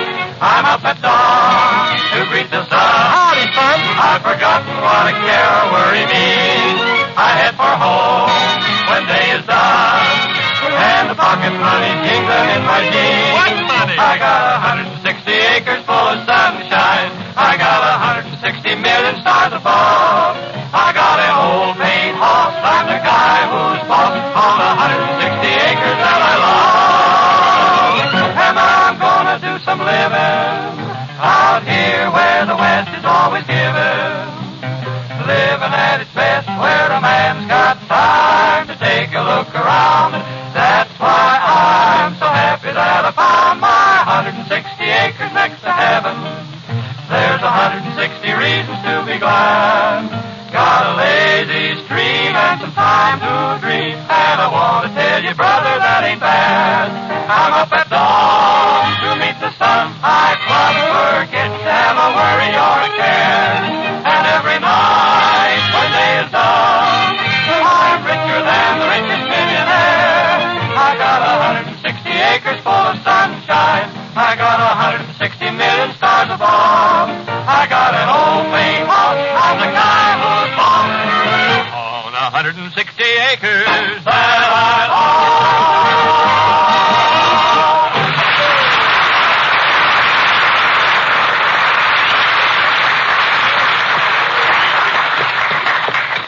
I hope Doc Gamble gets here on time, Molly. These pheasants will be ready to scrape out of the fire any minute now. How can you tell when they're ready, anyhow? Huh? Does the clay turn purple like a man smoking a meerschaum pipe? Oh, no. I just got to have a natural knack for cooking with clay, that's all. Ah, just look at those babies. Don't they look beautiful? Wait till you fling a fang in these fancy pheasants, baby. Uh-oh. Hey, I hope that's not Doc. If it is, Come in. Oh, it's Mr. Wimple. Hello, Mr. Wimple. Oh, hi, Wimp, old man. Hello, folks. Hey, you're just the guy I was looking for, Wimp. You're a bird watcher, aren't you? Oh, indeed I am, Mr. McGee. Well, watch these birds a minute while I get some more wood off the back porch, will you? There isn't any more wood, McGee. That's the last of it. Oh, okay. Skip it, Wimp. Watch what birds, Mr. McGee? In the fireplace there, Mr. Wimple. I'm cooking pheasant here, Wimp. I got 'em rolled in clay, roasting them for dinner, and... Please, Mr. McGee, please. Huh? Don't talk about roast pheasant to me. I am a bird lover. So is McGee a bird lover, too, Mr. Wimple. Yeah. He'll take a hot bird, a cold bottle of root beer, and a copy of zombie comics anytime and let the rest of the world go by. Yeah, and speaking of zombie comics, how are you and Sweetie Face getting along these days, Wimp? Oh, about the same as usual, Mr. McGee. That's tough, Wimp. Yes, and yesterday she went a little too far. Yeah. I caught her swiping the bulb out of my Mickey Mouse desk lamp. I guess I just went berserk. My goodness, Mr. Wimple, what'd you do? I picked up the lamp and then drew myself up to my full height, including my new elevator shoes. And then I looked her right in the belt buckle. Sweetie Face, I said. And when I said it, sparks shot out of my eyes. Boy, you must have been mad. No, I had my thumb in the light socket. You know me. I'm not one to hold a grudge. Well, good for you. Not against anybody that big. Besides, we do have our tender moments, Mrs. McGee. I'll bet you do. Yes.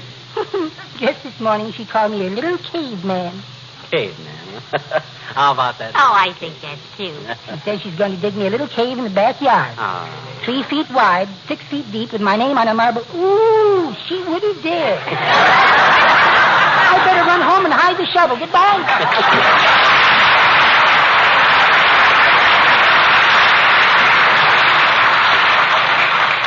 Speaking of shovels, hand me the coal scoop, Molly. These pheasants are ready to go. I'll take them out to the kitchen sink and bust them open out Coal there. shovel is right there, dearie. Help yourself. Oh, thanks. Well, I wash my hands of the whole thing. Huh? And before we eat dinner, be sure you wash yours, too. Okay. Ah, that's got 'em. Boy, oh boy, oh boy. When I crack the clay off of these babies, your taste buds will burst into full bloom. Heavenly days, what a dirty-looking mess. Look, why don't you... Hey, where's the hammer? I laid the hammer out. Oh, here it is. Now watch it, Molly. That's really baked hard, isn't it? That modeling clay must have... Didn't even chip it, did you? No. Don't break the sink now. My gosh, these things are harder to crack than who's who. Wow. Hey, Molly, they won't break. Well, watch it now, dearie. Huh? I've got to take up the rest of my dinner, and Dr. Gamble is due any Yeah, but I minute. gotta crack this clay. These pigeons are inside. Oh, my gosh, I busted the hammer. Oh, that's Doc. Help me bust this clay, Molly. That's Doc. He'll murder me if I can't get these pheasants out of here. You know how unreasonable he is. Oh, what am I going to do? Now, go let the doctor in, sweetheart. Huh? Never mind those petrified mud balls. Dinner is ready. How can it be ready? These pheasants ain't... Oh, Doc will kill me. I can't bust this open, this mud. The pheasants are in there. The pheasants are in the oven, dearie. In the roasting pan. What? In the roasting pan. They look delicious. What? Now, don't be angry, sweetheart. I just couldn't let you ruin those beautiful birds. What? Go on, let him in. But you wrapped them in cheesecloth for me yourself, Molly. You just... Hey, what did you wrap in that cloth you give me? Those 3 old basketball shoes I've been trying to get you to... Oh, my gosh. Are you washed up, dearie? Yeah, as a cook, I guess I am. Come in, Doctor.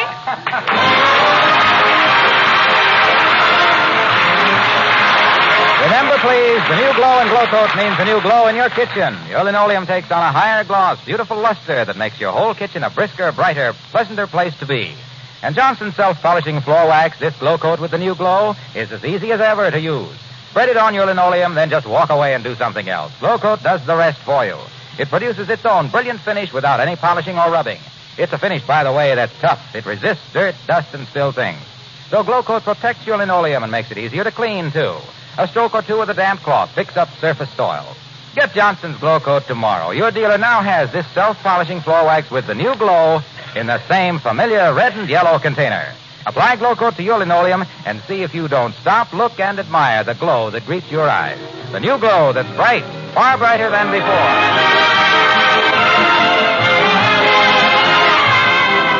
Boy, I thought Doc Gamble would never go home, Molly. He seemed to enjoy himself, though, didn't he? Well, he should have enjoyed himself the way he shoveled in that pheasant. My gosh, did you ever in all your life see a guy eat like he did? Yes, once. When? Tonight. Who? Oh. Good night. Good night, all. The makers of Johnson's Wax and Johnson's Self-Polishing Glow Coat in Racine, Wisconsin, and Brantford, Canada bring you Fibber, Magee, and Molly each week at this time, and Fred Waring on Monday and Wednesday mornings. Be with us again next Tuesday night, won't you? Good night. This is NBC, the National Broadcasting Company.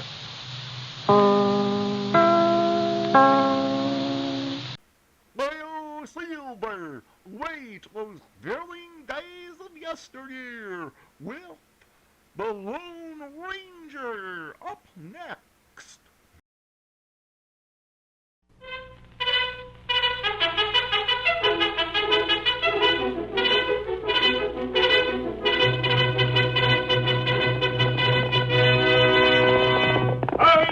Silver, away! A fiery horse with the speed of light, a cloud of dust, and a hearty hi-yo Silver, the Lone Ranger.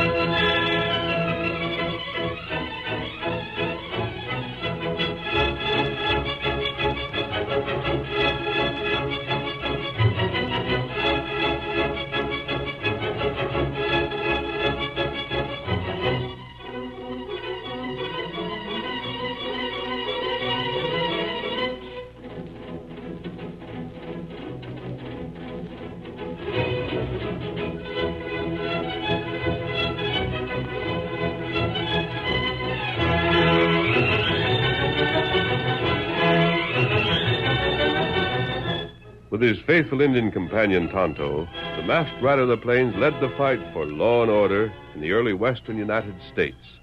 His strength and courage were always on the side of right against might. No man could match his daring and resourcefulness, and nowhere in the pages of history can one find a greater champion of justice. Return with us now to those thrilling days when the West was young. From out of the past come the thundering hoofbeats of the great horse Silver. The Lone Ranger rides again. Come on, Silver! We're heading for Lobo City! There's going to be trouble! I'll Silver! Away!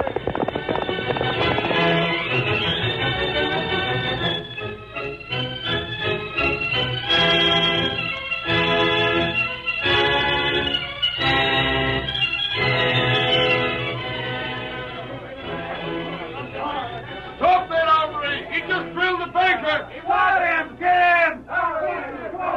A shouting, yelling crowd streamed down the main street of Lobo City, and like a small and frightened fox fleeing from a pack of hounds, a slim figure ran ahead of it, making desperately for the cattle train slowly pulling away from the public corrals. For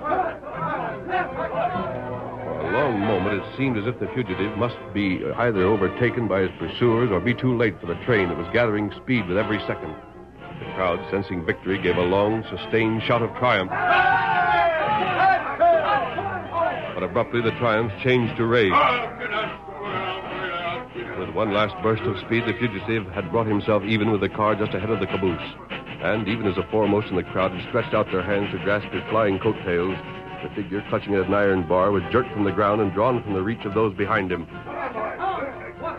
The sheriff came to a panting halt and dropped a hand to his holster. Stand aside. Let me get aim. Watch out. The sheriff's going to shoot. Stand aside. Fill the coyote, Sheriff. Missed. Jed, get to the telegraph office and tell the operator to wire ahead. Woody, get our horses. We're following right behind. Come on, let's go. Get on there. Come on.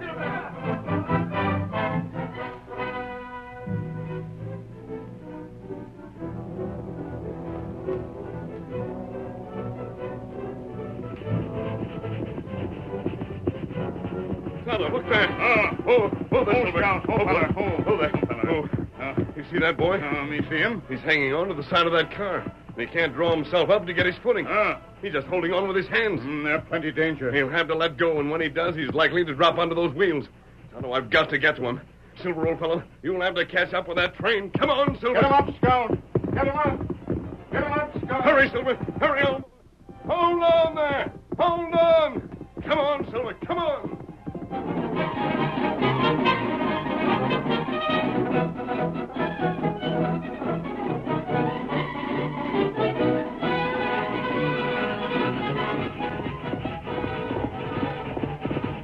Not much farther now, old boy. Come on, Silver.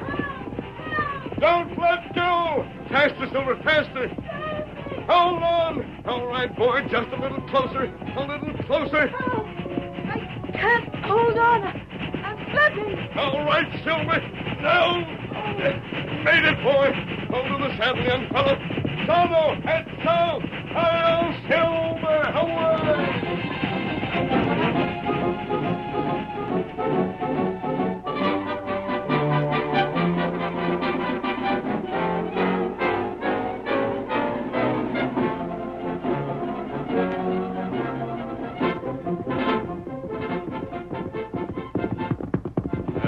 Dreaded cutaway. The polecat had pods waiting for him, Sheriff. Yeah, and look at that white horse travel. Yeah, that paint, too. And might as well turn back, Woody. I'd sooner chase after the train than them two critters. What'll we do? They're heading south. Uh-huh. That being the case, I got a notion they've likely got a hideout somewhere back in that brush country. Yeah. We'll go on back to town, Woody, round us up a posse, and then come back and comb that brush from end to end.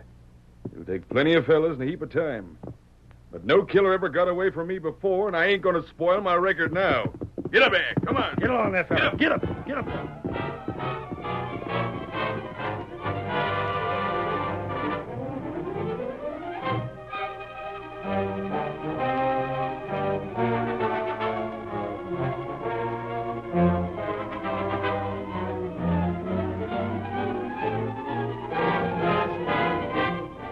A short time later, in the Lone Ranger's hidden camp, The masked man spoke to the fugitive he had rescued from certain death under the wheels of the speeding train, and...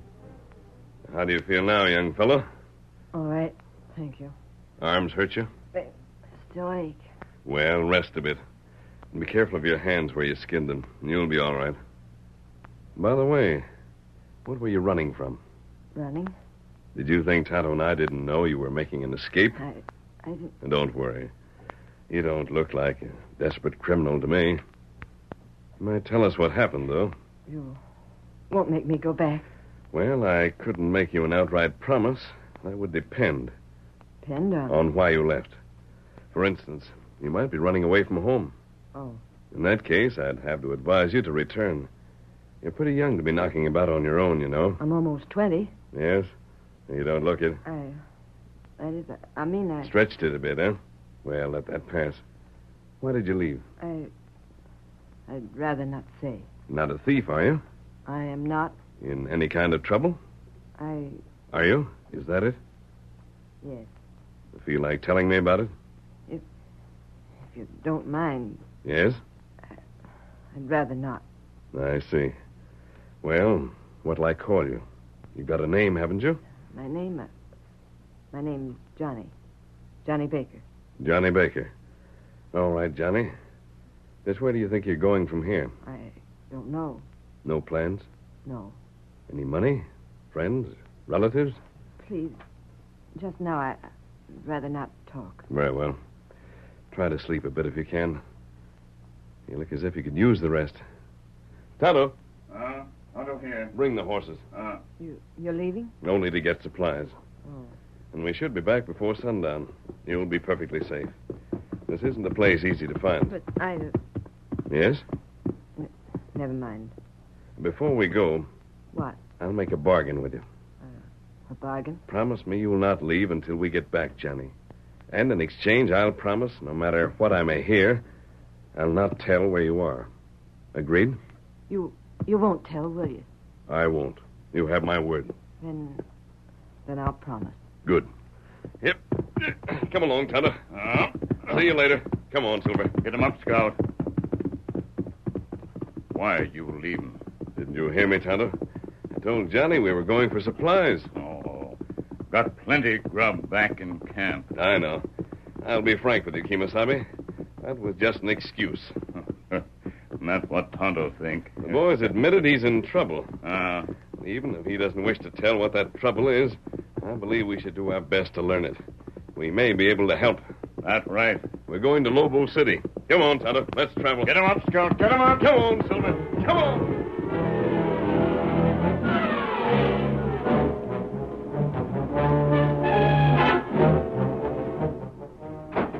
Here's Chink, Sheriff. We've got a dozen men ready to ride whenever you say the word. Thanks, Woody. Go back out and tell them to wait a bit. Yeah.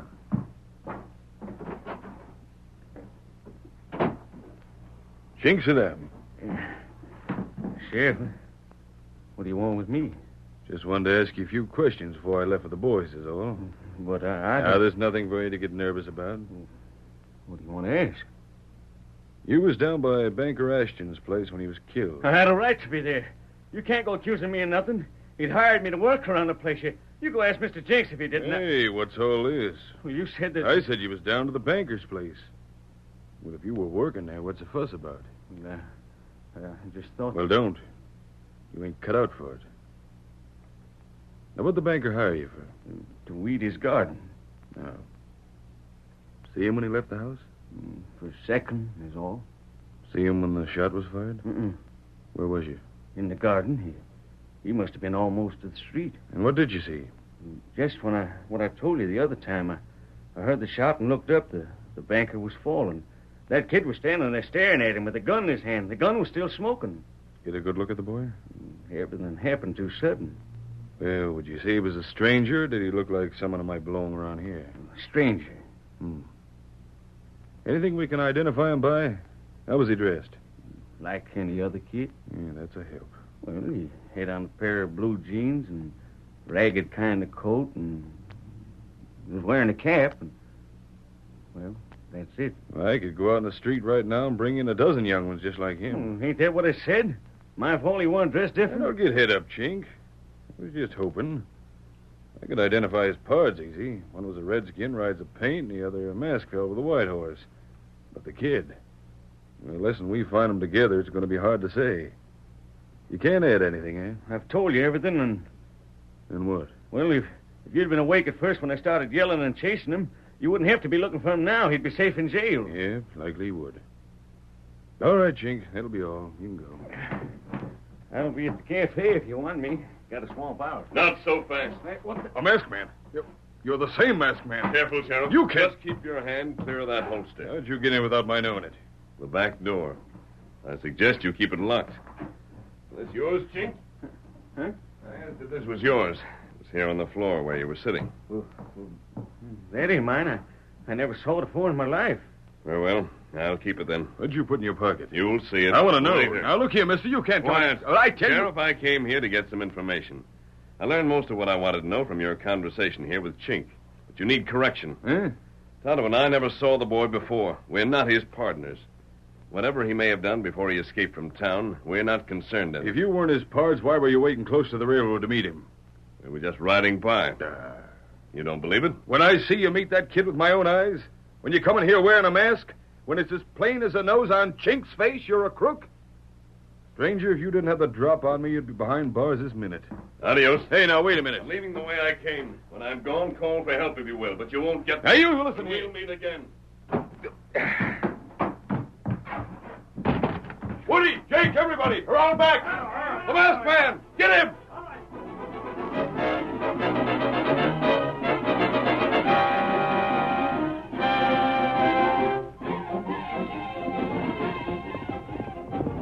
Come on, Silver. Follow me. Come on. Back to the place we left the boy. Hurry, old fellow, hurry.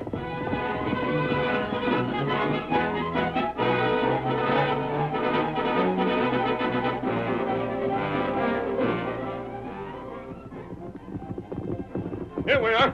Pull up. Pull, Scout. Pull this over. Pull there. Tonto, he's gone. Not see him. But he promised to wait until we return. He's got to be found. Where we look? I don't know, Kimasabi, but I do know this. Till we find that boy and get his story, I haven't a chance in the world to prove my innocence. Back to camp, Tonto. Get him up, Scout. Hail, Silver, away!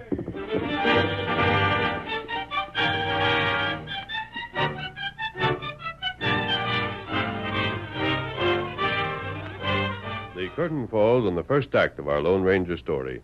Before the next exciting scenes, please permit us to pause for just a few moments.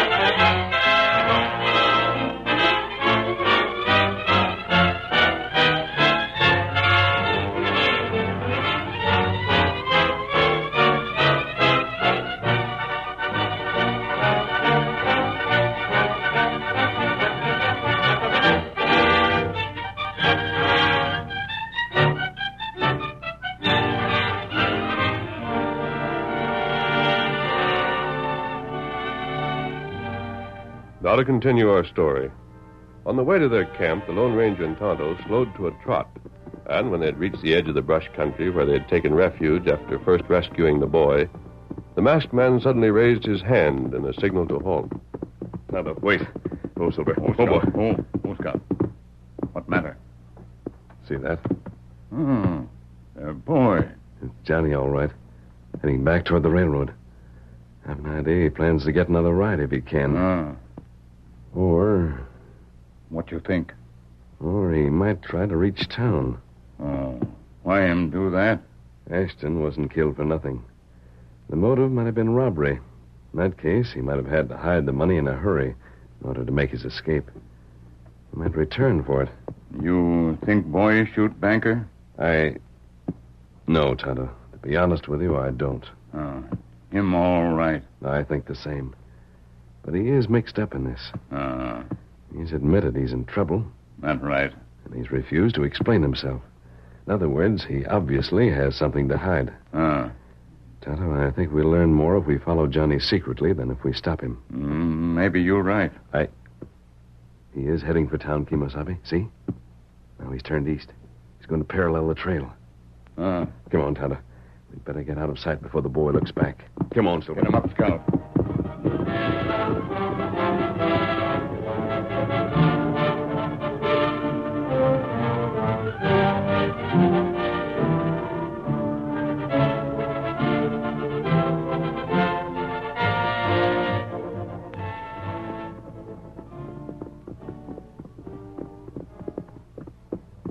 Behind these trees, Tonto. He's still going on. You think he's got the courage to walk right into town? Me not know. Hold it. Scout. He's turning up that lane. That shack. Who lives there? Fellow named Chink Yarbo. Chink?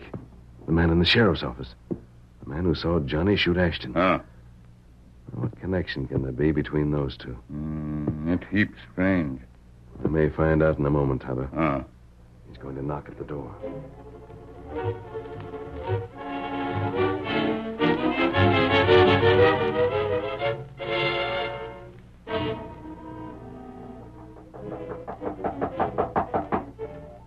Yeah? Who's there? Who wants in? Open the door, please. Hey, what? Well, I'll be. You've got to talk to me. You've got to. The kid that jumped the train. Hey, what are you closing the door for? Why did you say I killed Mr. Ashton? What? Why did you? You knew it wasn't true. Why'd you do it? Now, look. You must have done it on purpose. Hey, you know I could take you to the law and get you jailed. What you doing here? I want you to go to the law and tell the truth. Think you've got to.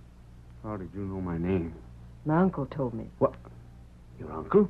Mr. Ashton. The banker? Yeah. Well, doggone. I left the house this morning just before he did. You saw me go. You must have. I was across the street when the shot was fired and my uncle was killed. Just a second, young'un. I never knew the banker had a nephew.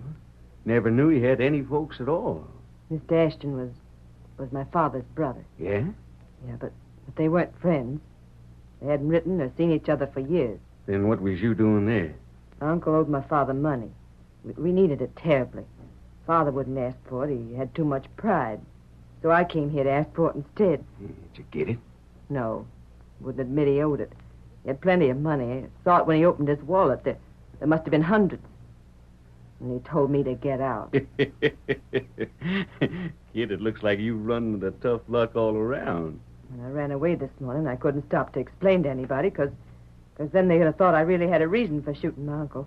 They'd have been certain I was guilty. And so now you sneak back to get me to tell the sheriff it weren't you after all, huh? You must. Why? Why? But I told one story. Why should I change it now? you'd let them think an innocent person did it? You'd let them hang me if I were caught? That'd suit me fine. Oh. Hmm? Why didn't I think of it before? Think of what? I was across the street when the shot was fired. I'd just come from the house. You'd been in the garden. You were the only other person around. No one else could have come there in just a couple of seconds it took me to leave. Beginning to savvy, huh? You fired that shot. That's why you said it was me. You threw the blame on me so that you wouldn't be suspected. Sure. Oh. Hey, where you going? I'll tell them. Oh, no, you don't. Stay back. Come back here. Let go. You little wildcat. Quit kicking. Let me go. Let me go. I'll teach you. Oh, my cap. Don't you... You talk. Well, I'll be switched. You beast. Long hair. All done up under this cap. A girl.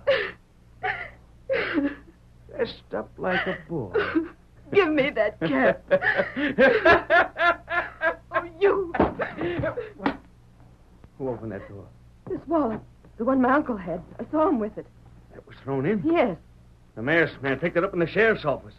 That means he's outside now. He's heard what I said. He's in there, Sheriff. Go in and get him. The sheriff? You tricked me. It was a put-up job. You come here to make me talk while the sheriff listens. Hurry, Sheriff. Well, they won't get me. take me alive.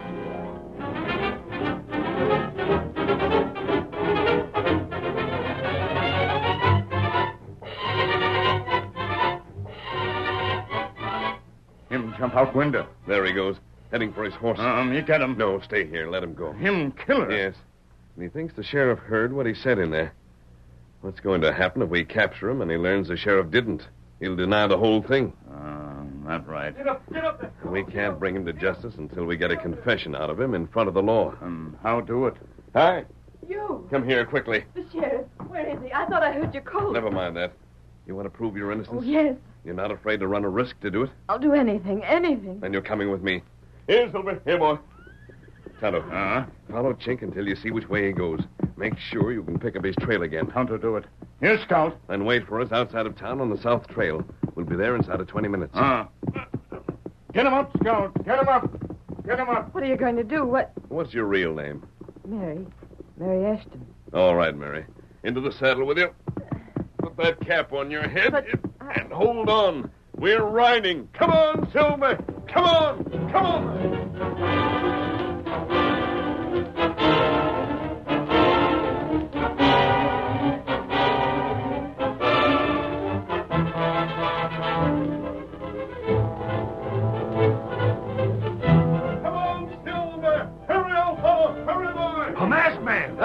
Shot the banker. Sheriff! Sheriff! Hi, Sheriff! The killer! Watch out, they'll ride you down.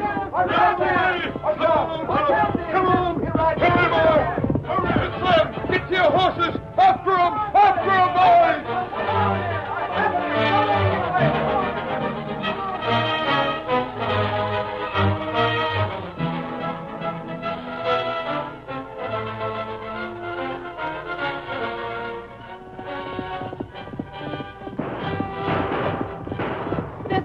Good.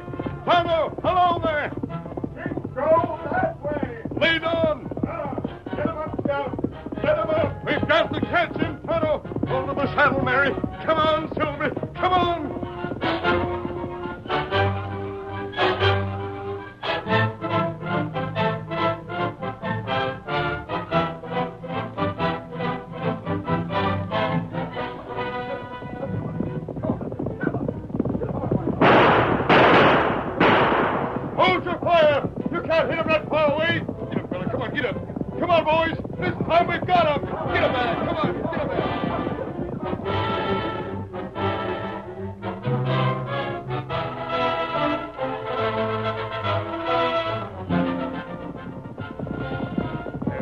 He's stopping. He knows he can't get away. He's going to make a stand.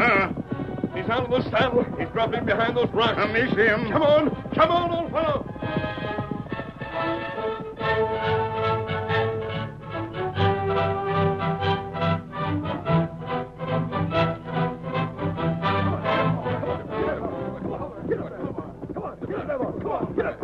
They're riding the other side of them rocks, Sheriff. What's that? Hey, there's Chink. Chink shooting at us. Oh, there, boy. Oh, steady, boy. Oh, there. What's that crazy idiot shooting at us for? Must have gone loco. Put down that gun, you idiot! Go ahead. Boy, the crazy fool shot it right off my head. Rush the coyote, fellas. We'll fix the... Sheriff, look at there. What's that? I said you never take me alive, and you won't. Sheriff, Chink is loco. Going to shoot himself. Hi there! Don't! Hold on! I ain't going to be put back to hang. I'll show you. It was the masked man. The masked man shot the gun from Chink's hand. Come on! Stop it. What is to leave me be? What you have to put in for? Because you're going to take your medicine just like any other killer. I wish it had been you I'd killed instead of the baker. Well, I'll What, be... And if I'd known you was listening outside my place, Sheriff, I'd have billed you. Hold him, Sheriff. So you're the killer, Chink. You knew it. He didn't know it until you just told him. If he didn't, what was he chasing after me for with a posse? He wasn't. I was chasing the masked man and the kid here. What? That's why we rode through town, Sheriff, to get you to follow. We heard Chink admit his guilt. We let him believe you'd been there to hear it also. When he saw you coming, he was certain you were after him. Well, doggone. And this boy you thought a killer is a girl, Ashton's niece. Ashton's niece? Girl? Did Ashton have a family, Sheriff? Why, no, but... Well, then, Mary, it looks as if you'll be all right after all. All Ashton's money will go to your father. Gosh, Well, miss, I don't know what to say. I never fired at a woman before in my life. If I'd only have known, It wasn't your fault, Sheriff. You couldn't know. Yeah, but golly, when folks find out about this, I'll see to it that you're not blamed. Oh, gosh, miss, I hope so. And you shouldn't take it so hard, Sheriff. Huh? I even fooled the masked man. Hail, Silver, away!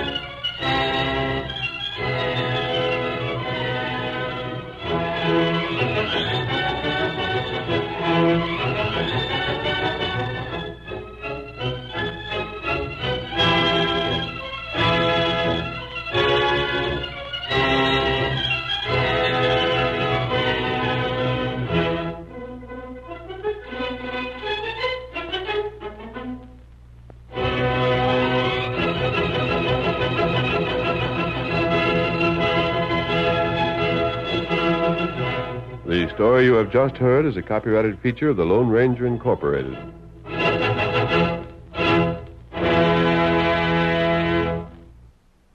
Hunt the biggest of all game with the Green Hornet and Cato coming up next. The Green Hornet.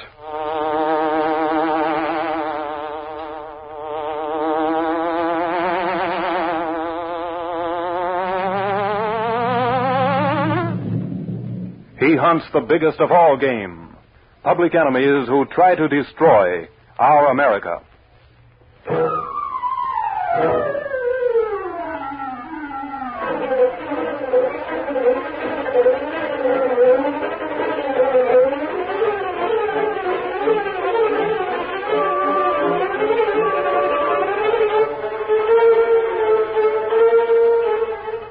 With his faithful valet Cato, Britt Reed, daring young publisher, matches wits with racketeers and saboteurs, risking his life that criminals and racketeers will feel the weight of the law by the sting of the Green Hornet.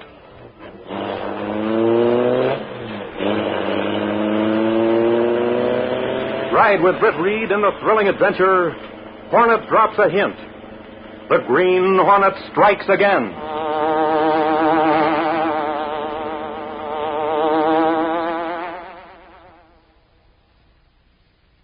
And now, the Green Hornet.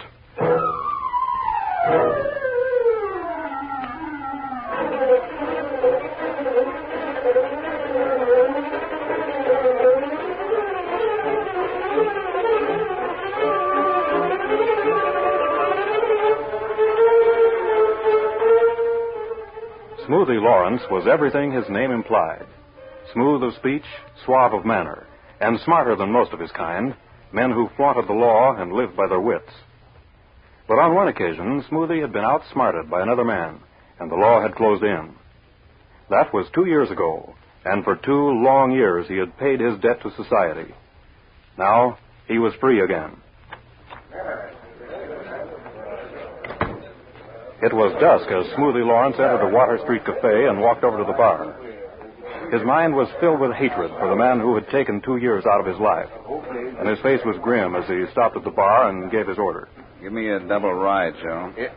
Well, hiya, Smoothie. Double rye coming right up. There you are, Smoothie. Thanks. You got things lined up for yourself?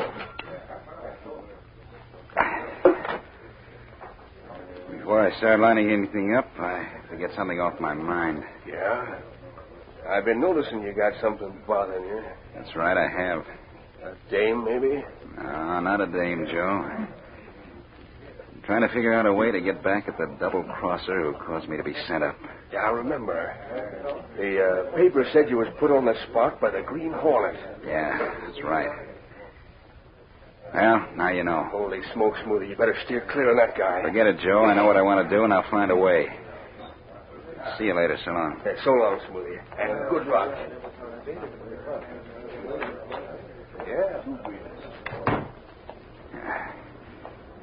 It's gotten to the point where I can't even keep my mouth shut.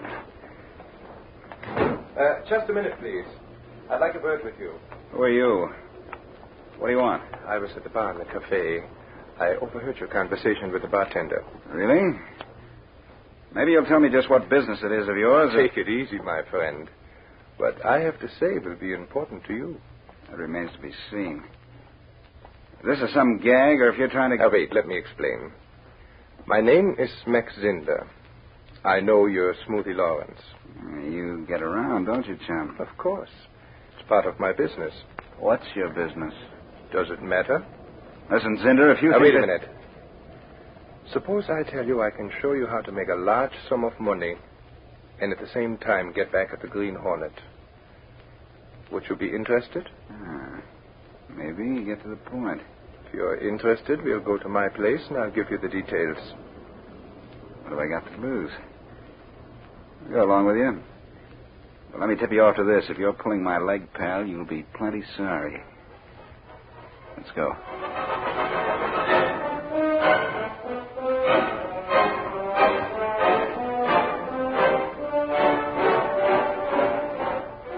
A short time later, in an apartment on the west side, Smoothie Lawrence listened intently as Max Zinder outlined his plan. Now, let me repeat what I've told you.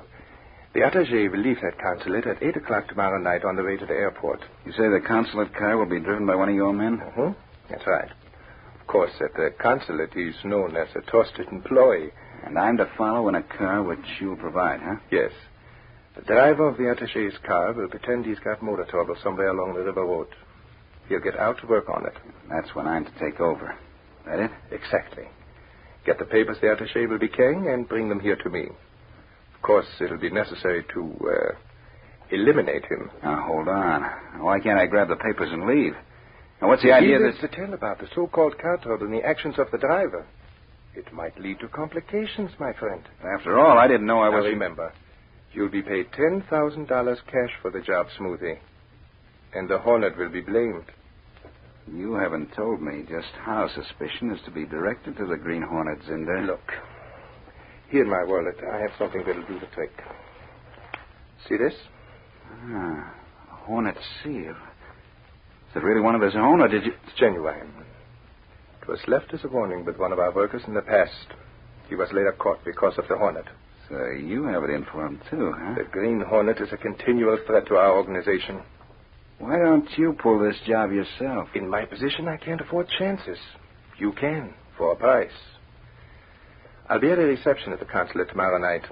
I'll stay there until the news of the attaché's misfortune is made known. So you'll be in the clear, huh? Okay, I'll go through with it. And leave that seal for the police to find. Good. I knew we'd come to an understanding. Tomorrow night, I'll get those papers. You'll get the money. And your revenge on the Green Hornet in the bargain.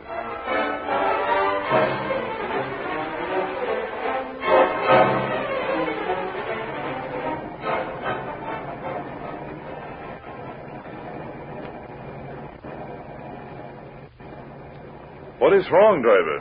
I don't know, sir. There's something wrong with the Well, motor. then do something. I'll miss my plane if we're delayed. Yes, sir. Yes, I'll have to stop.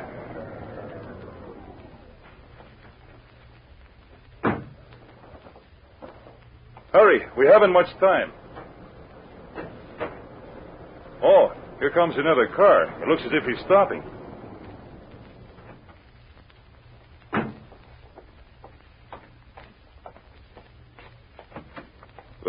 good evening. It's nice of you to stop, senor. We seem to be having trouble. Your troubles are just about over, pal. Wait, I don't understand.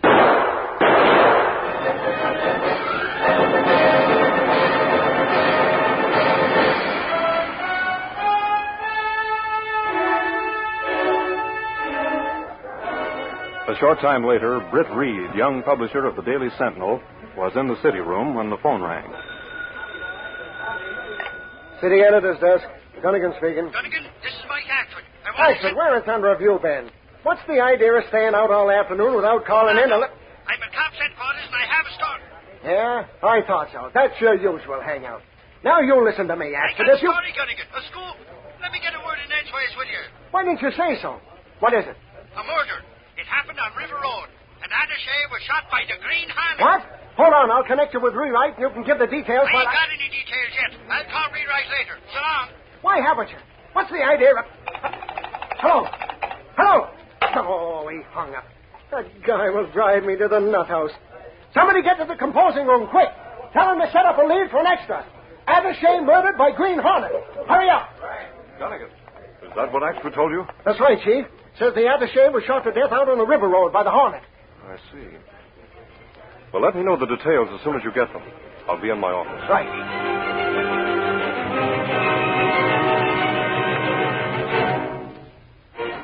Hi, Reed.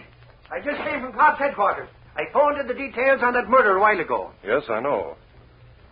I understand a hornet seal was found on the body. Sure. It was stuck right on the guy's forehead. Well, what about the chauffeur? He says the Green Hornet blocked the road with his car, so he had to stop. Then the Spalpeen pulled open the rear door of the consulate car and shot the attaché in cold blood. The cops didn't hold the driver. Strange the driver was unharmed. Oh, the Hornet would have shot him, too. Only the driver says he hopped out quick as a wink and lit out for the bushes, with bullets whizzing alongside his head. Then another car came along, and the Hornet beat it. Where's the chauffeur now, do you know? After he told his story, they let him go back to the consulate. 'Tis a clear case against the Green Hornet to my way of thinking. Have the police figured out why the murder was committed? Reed, it's off the record for now. But the Hornet stole some important papers dealing with some matters in a South American country. Oh, I see. Well, keep on the case, Axford, and let me know of any new developments. Okay, Reed. Sure, and I'm thinking that Green Hornet's going to be sorry he pulled this job.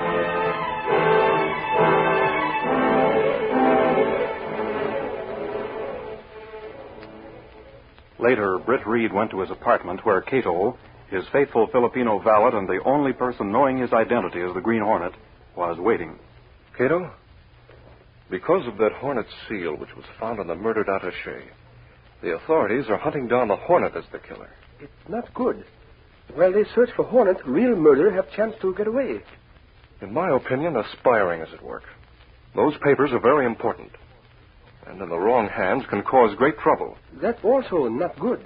Something has to be done, and done quickly. Do you think of something, perhaps? If the driver of the consulate car is telling the truth, the killers have covered up well. But if he isn't... You think Green Hornet try to find out? Yes. The chauffeur for the consulate probably lives over the garage.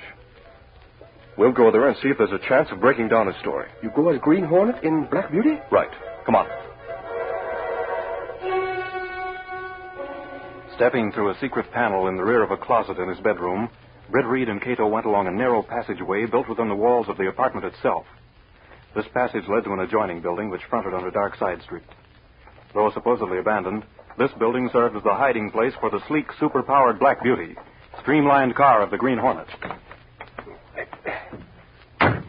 Britt Reed pressed a button. The great car roared into life. A section of the wall in front raised automatically, then closed as the gleaming Black Beauty sped into the darkness.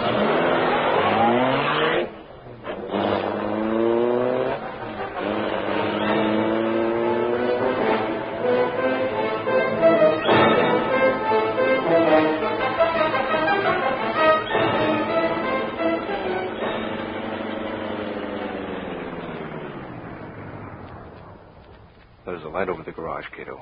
Yes. We go in now? The sooner the better. We have to move carefully. The police may have posted a man at the house. Come on. Moving through the shadows, Britt and Cato skirted the back of the garage and cautiously drew near the entrance to the stairway that led to the rooms above. They found the lower door unlocked and went up slowly and quietly until they reached a landing at the top of the staircase. This is it, Cato. I'll try the door. That's strange. This door is unlocked, too. Well, here goes. Don't make a move, Rob.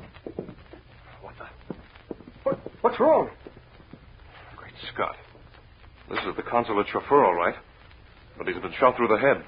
He's dead. Where do we leave now? Something happening outside. Get to the window, quick. It's the police. Some coming here, others go toward place in the back where we hide the Black Beauty. I'll lock the door. What we do now? We've got to think fast. They're coming up and we'll be caught like rats in a trap. And if they get possession of the Black Beauty, our goose will be cooked. What good?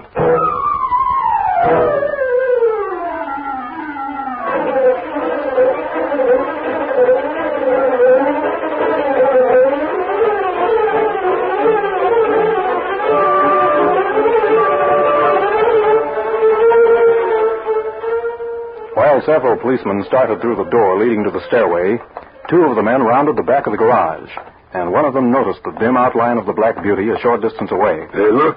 Car back there. Come on, it might be the Hornet's car.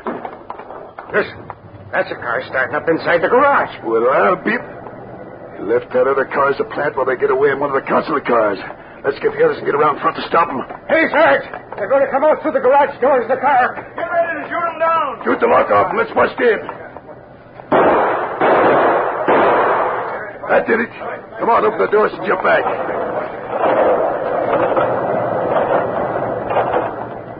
Look, nobody's in the car. Keep your guns handy. Must be hiding inside. We'll get them this time. Come on.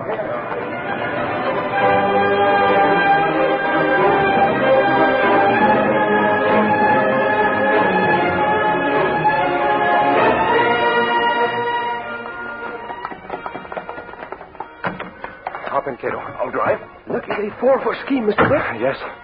Did you break open plenty of those gas pellets inside the garage before we came out through the back window? Police find garage full of gas.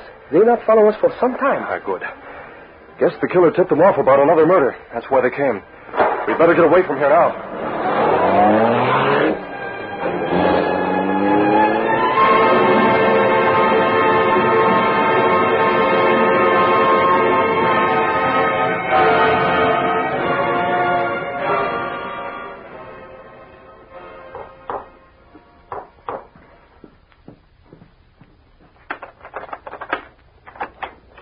Come in, Smoothie. I was worried about you. Nothing to worry about, Zinder. In fact, luck is really playing our way tonight. How do you mean? Well, I attended to that job, getting rid of the consulate driver. I set my parked car down the block. Because of the reception, there were a great many cars parked along the street. I thought I'd wait until I saw you leave. She would have finished that job at 8. I left the reception after 9. I saw you leave. I was about to follow when a commotion started near the garage. They found the body? Yeah. Cigarette? Oh, thanks. Light? Thank you. What happened then? This is the luck I was talking about. Seems after I left, the Green Hornet went into the driver's rooms and was almost cornered by the police. Naturally, they blame him for what they found there. The body of that driver. Well, if you hear any more news about the hunt for the Hornet, let me know. I imagine he's a very puzzled man right now. Huh, Smoothie? You said it. You're not so smart. I'm going out a while. See you later. So long, Cinder.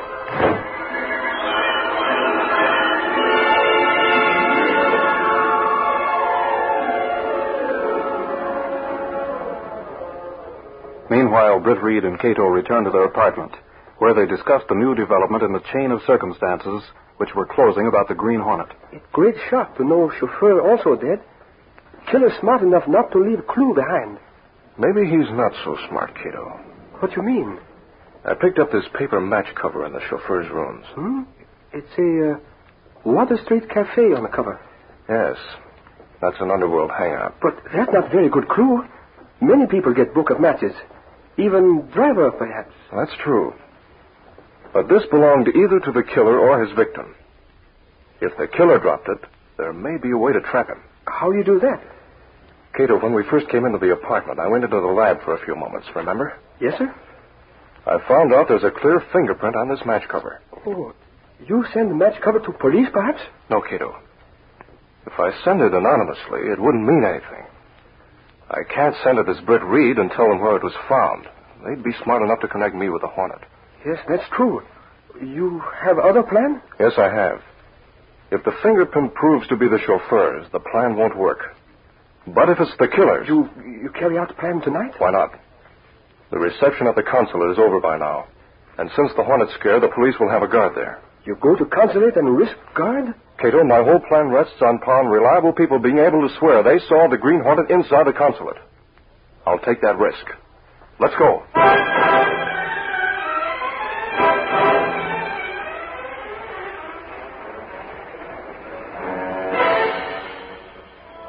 Arriving in an alley behind the consulate, Britt Reed and Cato left the Black Beauty and moved into the shadows near the house. After some time, Cato spoke. We watched library window long time now. Yes, but we can... Look, the consul's getting up from his desk. He's leaving the room. Yes. There. He put out the lights. You go in a few minutes? Yes. You stay outside the window in the shadows and keep the way clear for my escape. If anyone come here, I see him not interfere. Good. The police are on the front porch talking. They don't expect the Hornet to be returned here tonight, so guards haven't been posted in the rear. We really don't expect the Hornet to return here tonight, so one of you boys can go to headquarters with me. The other, you, Cassidy, can hang around out here. Okay, sir.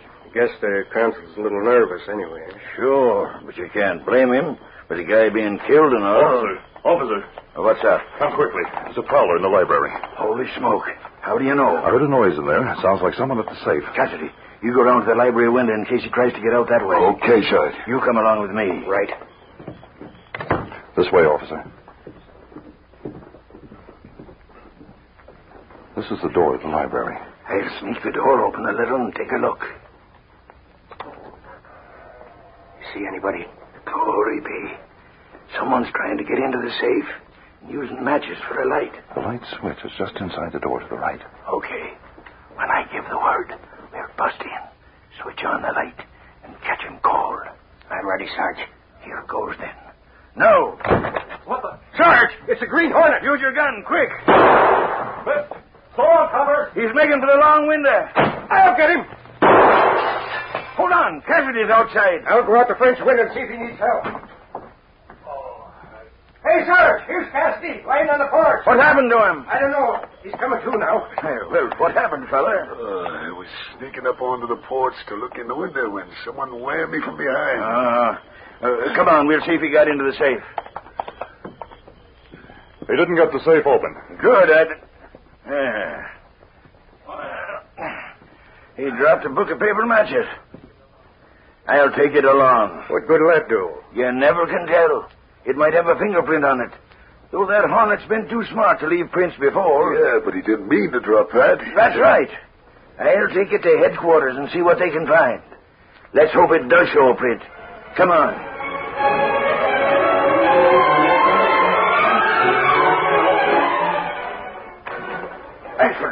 Ashford, we got it. Got what, Sarge? The name of the Green Hornet. That's what. Suffering Snake, Sarge. Who was it? A smart crook by the name of Smoothie Lawrence. We found a fingerprint and it matches Lawrence. I can't believe it. Hey, you men. Get Smoothie Lawrence.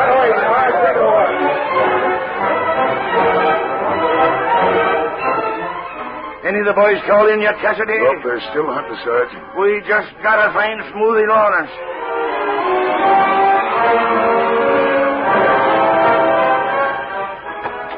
Hey, Sarge, I hear you picked up Smoothie Lawrence. Yeah, that's right. They've been grilling him for the past hour. Does he admit he's the Green Hornet? Not yet, but give us time and we'll make him talk. Come on, we'll see what's doing in there now.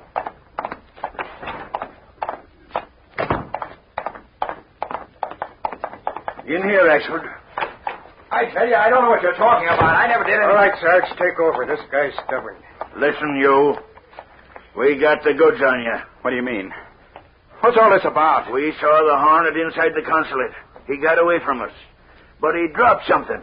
It had your fingerprint on it, which proves you're the Green Hornet. No, I'm not the Hornet. And being the Green Hornet, you're due to hang. Oh, wait, don't talk. Go on, then. The guy you want is named Zinder. He thought up the Hornet gang. It was he who used a Hornet disguise and killed that attaché. Believe me, I'm not the Hornet. Where's that guy, Zinder? He lives at River Road and 10th, the brick house on the corner. Honest, he's the guy. He wanted me to help him, but I wouldn't do it. Sure. Come on, Axford. We'll get some of the boys and pick up that Zinder guy. If this mug Lawrence is the Hornet, we'll soon find out. Let's go.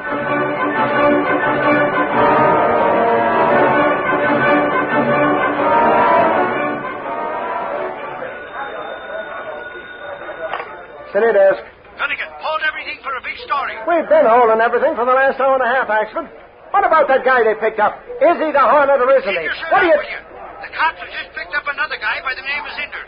And what do you think? Listen to me. I ain't waiting to guess what... Okay. Now listen. When they got there, Zinder had a briefcase with the stolen papers in it. He was getting ready to clear out. They just brought him here to headquarters to pay Smoothie Lawrence. But what the... I'll call you back right away so as to get the whole story. Stand by for the scoop. Hey, wait. Oh, that Axford. Hey, someone get to the composing room. Have them get ready for a big lead. The killers have been found and maybe the Green Hornet.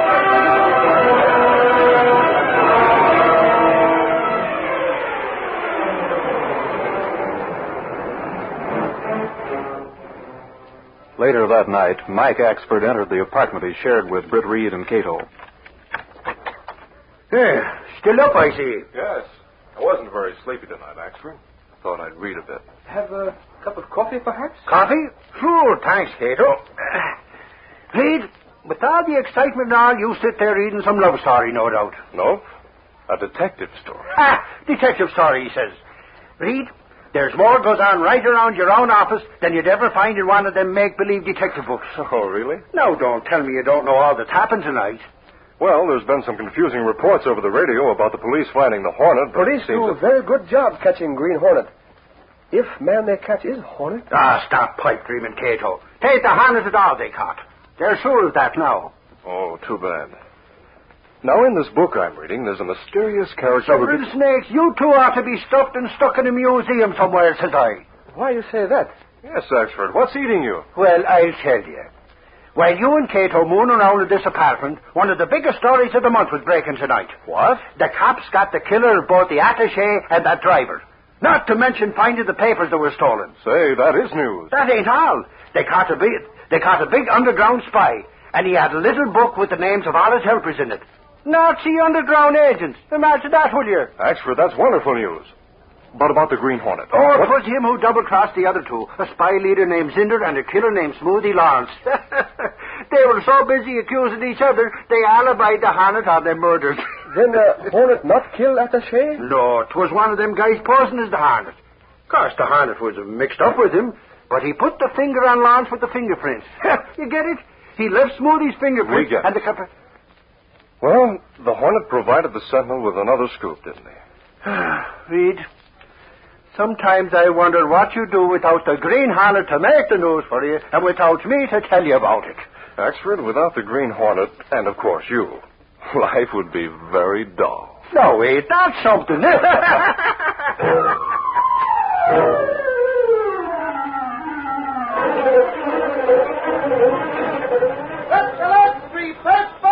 Killer caught, spy ring broken, Green Hornet implicated. Read all about it. Green Hornet still inside. That's the Let's Street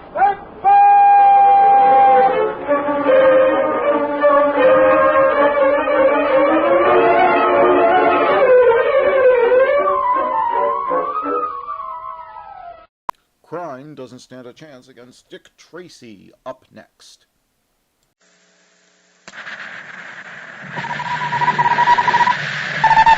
This is Dick Tracy on the case of the Panthers murder. Stand by for action. Let's go, man.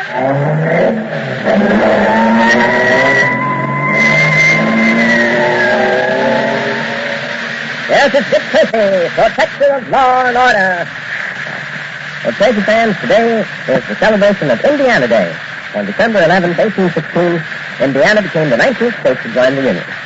You know, it's said that less than 300 years ago, French trappers and fur traders were the first white men to enter that region, but it wasn't until about 80 years later that the first permanent settlement was made at Fort Vincennes. And as late as 1811, Indians were still making trouble in the area, but General William Henry Harrison, who later became president, waged war against the unfriendly Indians who followed Tecumseh. He defeated them decisively, if you recall, in the Battle of Tippecanoe. There was practically no trouble after that. So 5 years later, Indiana became a state. 300 years ago, a wilderness, today, the 12th ranking state in population. Yes, 3.5 million people are proud to make their homes in the Hoosier State. That's Indiana's nickname. The state flower is Virginia. Its capital, Indianapolis. Indiana's motto is the crossroads of America. So Tracy fans all over America, let's join the people of the Hoosier State in saluting the 130th anniversary of Indiana's becoming one of these states. And now, it's Tracy. A man has been killed and $10,000 is missing. All this followed a football game at the exclusive Calvert Academy. The murderer had vanished, and it looked like the perfect crime until Kip Nichols, a member of the Board of Trustees at Calvert Academy, came forward with some important information. He said that he had seen a man run out of the building and drive off in a taxi cab, and that furthermore, he had gotten the license number. And this brought an unexplained outburst from Joe Gears. Today's episode begins in the apartment of Joe's father, 50 Gears.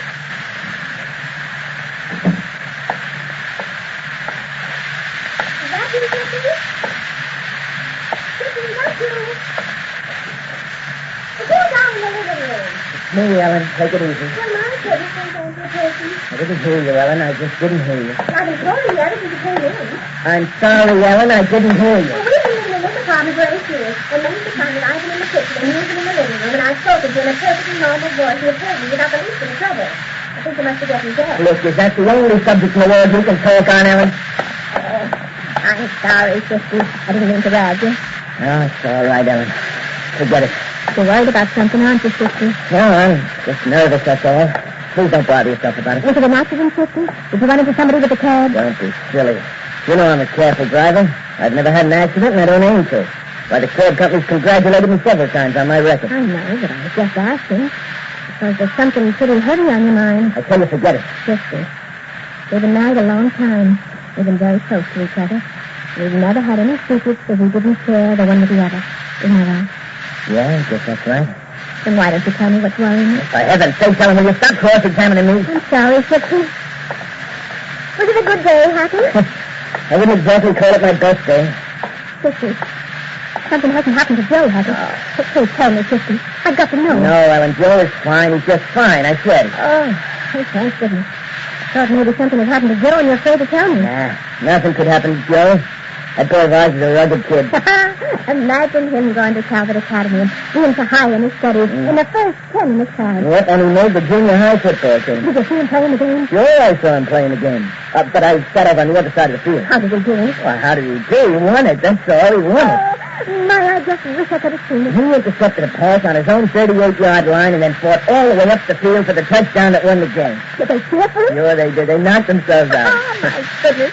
And did you see Joe after the game? No, I didn't. I couldn't. I had to get away. Oh, you should have seen him. He's at that boarding school all the time. He looks forward to seeing him. Yeah. I'll write him tonight and tell him you saw the game. Yeah, do that, will you? And now you just sit down and eat your supper. I think the whole trouble with you is you don't eat enough. I'm not hungry. Nonsense. I fixed all your favorites for tonight. I told you I'm not hungry. All right. You don't have to eat. Well, at least I hope you saw Professor Kimberly before you left Calvert Academy. He's been so nice to us. It would have been rude if you'd left. I saw Professor Kimberly. How was he? He was dead, Ellen. He was dead. Oh! Somebody killed him. Oh, no, sister. Oh, no. He was our friend. He was so good to Joe. He was at the door, Ellen. I'd like to talk to Mr. 50 Gears. Ask him to come in, Ellen. Well, come in, please. Yes, thank you. I've inspected this place here, and this is Mr. Patton. How do you do? I'm 50 Gears. I'm here to take you into custody, Jesse. You must be mistaken, Mr. Tracy. What did you want me for? Well, I don't want you for anything. And I've been ordered to pick you up and take you to Calvert County to see Duffy White. What's the charge? The murder of Professor Monty Kimberly. Mr. Tracy, that's impossible. She's right. It's impossible. Ellen. Yes, sister. Look at me, dear. Remember you said that we've never had any secrets from each other? I remember. Well, we still haven't. I've never killed anybody. I know that, sister.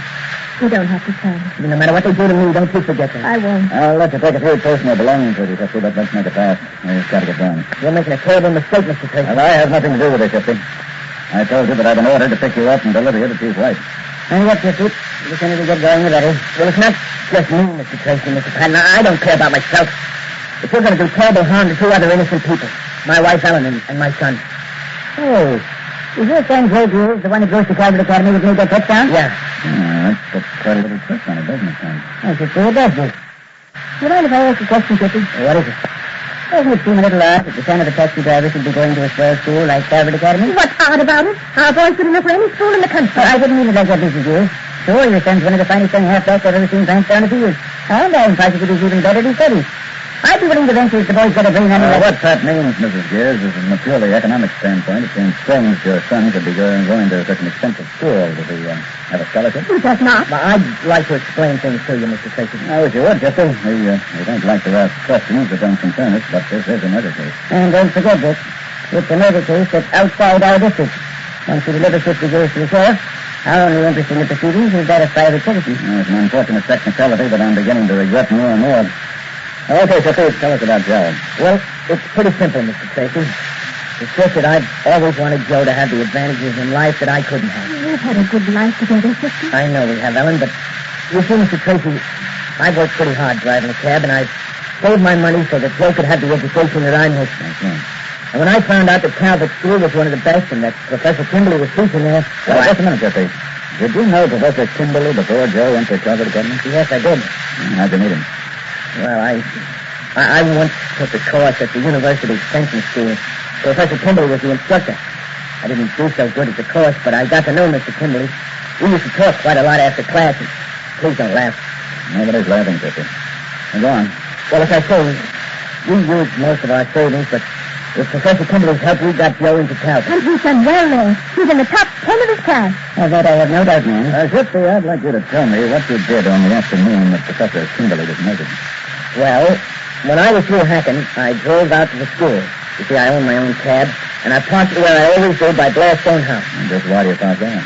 Well, Gladstone House is where Professor Kimberly has his office and his room. I still don't understand why you had to park just there. Well, you see, Mr. Tracy, I'm just a taxi driver. Now, I'm not ashamed of that, but, well, I didn't want people in the school to know that Joe's father wasn't an important man. You know how things are. I was afraid it might hurt Joe in the school. I disagree. Well, maybe I was wrong, but that's the way I figured. So you parked your taxi by Gladstone House? Yeah, it was well hidden there. Very few people could see it. And then I went over and watched the football game, and I saw Joe make that touchdown. I'll still remember that for a long time. So would I. What happened after that? Well, I went to Professor Kimberly's room to meet Joe. I always did that about once a month. See, the professor used to tell me that I was crazy, and Joe used to want me to kind of walk around the school grounds with him, but like I told you, I wouldn't do it because I didn't want people to know that Joe's dad was just a cab driver. As I told you, Shifty, I agree with Joe in the school. However, nothing would affect Joe's popularity at that institution. That's what happened. Well, after the game, I went up to Professor Kimberly's rooms and knocked on the door. There was no answer, so I opened the door and walked in to see if what he told me to do in case he was out. Come on, Chippy. When I got in the room, well, Professor Kimberly was lying on the floor by the window. What did you do? I ran to him, lifted him up, and sat him in the window seat. And then I shook him a bit to see if he fainted. And then I thought he'd been beaten over the head. I listened to his heart and realized that he was dead. Then I heard somebody yelling outside the window, and I saw that open safe and the blood on the floor, and I realized that everyone would think that I murdered Professor Kimberly. I was panicky. I ran away. You left the body on the window seat? Yeah. And the window was open, Dick. Okay, no problem. Well, what'd you do next, Chippy? Well, I ran down the stairs and got into my cab and drove away as fast as I could. Oh, I was scared, Mr. Tracy. I'm still scared. I had nothing to do with the murder of Professor Kimberly. Listen, please, sister, had nothing to do with it. The professor was his friend. Please, don't take me away, Mr. Tracy. It might ruin my kid's life. I'm sorry, Chippy, but I have no alternative. You're under arrest. For the moment, we'll return to the exception. But first, it's a grand night for singing tonight because this is the night of the great new Bing Crosby show. Yes, sir, Wednesday's Bing's Day, the day for you to hear Bing Crosby sing the songs you like to hear as only Bing can sing them. The new Bing Crosby show is a little sort of spectacular with John Scott Carter and his orchestra, the rhythms of the charioteers and the pianos of Henderson. And don't forget to listen for Bing Crosby of ABC tonight. Wednesday night is Bingsday night. Wednesday is also the time for that fun and money show, Pot of Gold. Happy Felton supplies the fun. He also has a hand in supplying the money, because he's the fellow who spins the wheel on the Pot of Gold program. It's another Wednesday ABC Potter. Now, whoever Happy calls on the telephone tonight may win $1,000. Could you use it? Go flirting, too, with Arlene Francis on the affairs of Aunt Scotland. And for crazy comedy, the like of which you've never heard before, laugh with Henry Morgan tonight. Go for Thompson Entertainment, The Affairs of Anne Scotland, Bing Crosby, Pot of Gold, Henry Morgan, ABC Wednesday night. And now, back to Dick Tracy. Something tells me that 50 years is going to be hung on circumstantial evidence. Not if I can help it, Patrick. This isn't your department, Dick. Don't stick your neck out. There are too many people who'd like to break it. Is Dick Tracy going to ruin his reputation to save a possible murderer? He may be flirting with more trouble than he can handle. Better tune in tomorrow for the adventures of Dick Tracy, written for radio by John Ray. This is George Gunn speaking. Say, Tracy fans, do you have a number of favorite heroes? Well, soon you're going to add one to your list when you hear Sky King. Because when it comes to dangerous adventures, no one can match.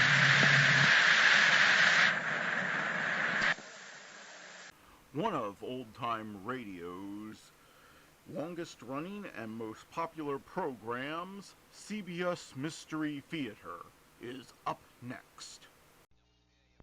Thank you for listening, and good night. WDAF, Kansas City. Dan Henry, WDAF Local News at 11 o'clock. The outlook for Kansas City, a chance for showers tonight, mild tomorrow. A residence fire, believed to have started when children played with matches, has taken the life of an elderly woman babysitter and one of the infants in her care in Kansas City, Kansas.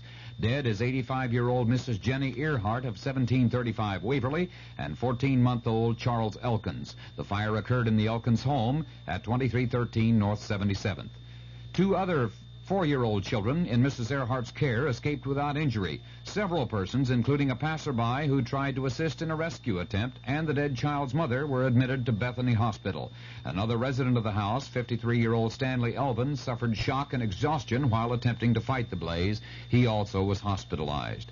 Kansas City, Missouri firemen used about 10 pieces of equipment in fighting a blaze in the Knollwood Apartments at 1401 Northeast Vivian Road tonight. It's a 3-story apartment complex, and there were reports that some third-floor residents had to be assisted by firemen in escaping the building. No injuries were reported, however, and the cause of that blaze not yet determined. Kansas City, Missouri schools will reopen Friday with teachers and staff reporting tomorrow. This order from School Superintendent Robert Metcalf and the school board, despite the failure of recent efforts to bring a halt to the teacher strike. News of the hour on the hour from American Information Radio. This is Richard Wall from Los Angeles, and at this hour, a federal grand jury is investigating Monday's bank robbery in San Francisco and whether Patricia Hearst took part in the holdup willingly. Attorney General William Saxby says she did, but Patricia's father, Randolph Hearst, calls Saxby's view speculation. In Washington, correspondent David Shoemaker reports on the change of tactics by investigators of the Hearst kidnapping since Monday. The robbery has changed the FBI's kid gloves approach to the search for Miss Hearst. Until now, agents have been afraid of doing anything that might jeopardize her safety. Entire neighborhoods of San Francisco were declared off limits in the investigation. Now, we're told by sources at FBI headquarters, the search will be more aggressive. But once Miss Hearst is located, the final decision to act has been strictly reserved for FBI Director Clarence Kelly personally. David Shoemaker, ABC News, Washington. A Nixon promise to Latin America. That story coming up. This woman is speaking in behalf of the refugees in Cambodia. She tells us that in Cambodia today, 1 million men, women, and children are homeless and in need of shelter. Massive aid is needed to help these people. CARE is distributing rice, dry fish, and other foods. CARE is providing medicines and supplying refugee kits, which contain cooking utensils, sewing kits, and material for clothing. CARE is also distributing mosquito netting, blankets, and straw mats to sleep on. As soon as conditions permit, CARE will assist Cambodian refugees to rebuild their homes and communities and help the people get back to work so that they can help themselves.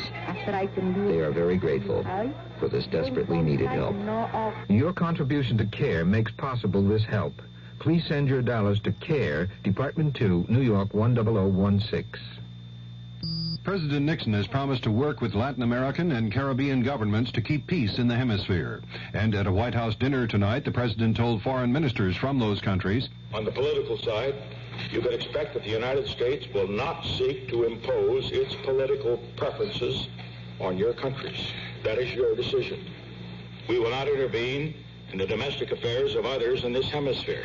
And finally, and of keen interest tonight, we have a mutual interest in economic growth and prosperity for all the nations in this hemisphere. President Nixon asked the group to join him in a toast to what he called a new spirit of solidarity in the hemisphere.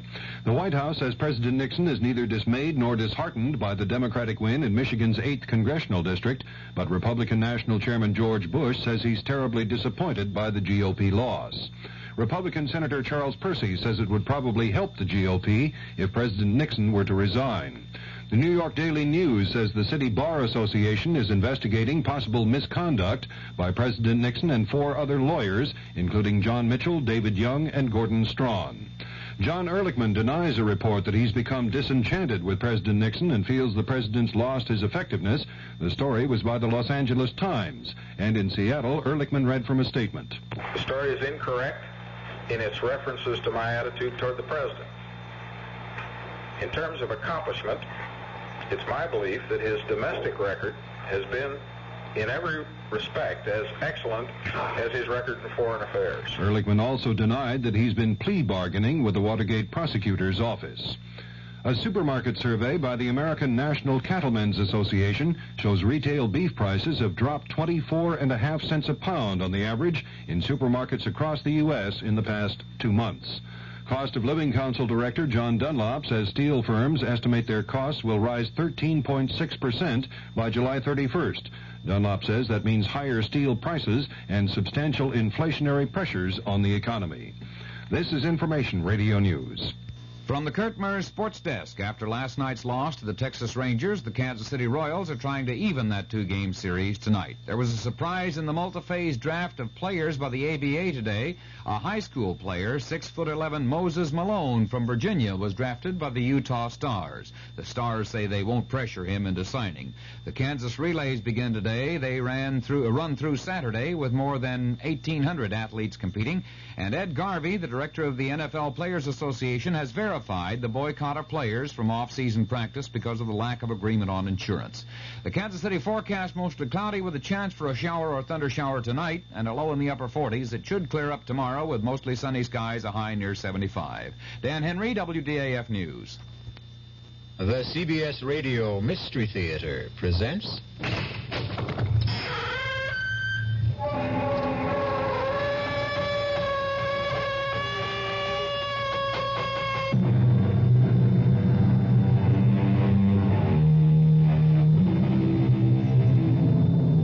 Come in. Welcome. I'm E.G. Marshall. Welcome to the terrifying world of your own imagination. There are many fearful places that surround us. Ancient houses where ancient whispers never die out. Evil lands where the light of reason vanishes. But the most horrifying of all lies deep inside of us. Few of us dare look into our minds and hearts and souls. And when we do, we find it more than we can bear. This is essentially what happens in this tale of Joseph Compertino, a young man who looked into the souls of others only to find destruction. I don't need your help, Father. I think you do. You told me how much you loved our Savior and St. Joseph. You're not appealing to them now, are you? I don't know what you mean. Yes, you do. The incense, the magic circle on the floor, the Kabbalistic figures. You're reaching for the hand. What if I am? What good did my piety do? I lost my parents, then Effie. Perhaps I'll get some help now. From Satan? You don't want his help. He doesn't share. He possesses. I want revenge, Father. I want to see the man who killed Effie suffer as I am. I want to see him in the same kind of torture. He is, Joe. Believe me, he is in torture.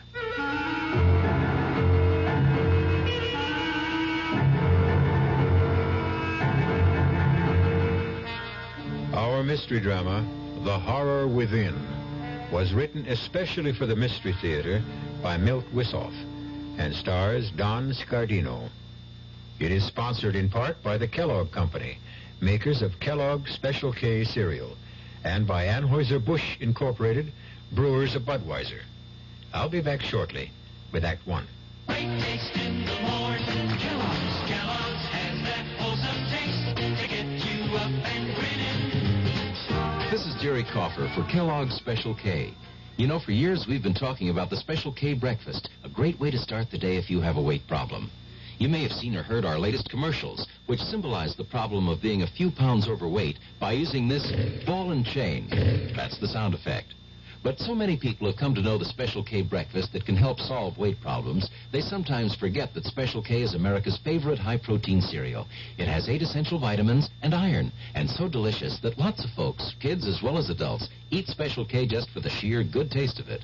So we don't want you to think that you have to wear a ball and chain to eat Special K. All you need is an appreciation for the finer things of life, a 1-ounce bowl of Special K, 4 ounces of skim milk, tomato juice, coffee, and maybe a little sugar. The Special K breakfast can help you lose weight all by itself, but it really is a good start. You're 17. Well, that's plenty old. Old enough to know about things like grass and speed and acid and smack. We probably can't tell you anything about the stuff you haven't already heard, or maybe even found out for yourself. So we don't intend to give you any advice. You wouldn't listen. But the trouble is, neither will your kid brother. He doesn't know half of what you know. He doesn't know how dope can affect your body. He's never spent a violent night hugging a friend who was on a bad trip, or watch a guy nod off in class and fall to the floor. He's just a kid, and a real setup for anybody out there selling the stuff. We'd like to warn your little brother. Too bad he doesn't trust us. We can't get to him. But maybe you can. An Advertising Council campaign.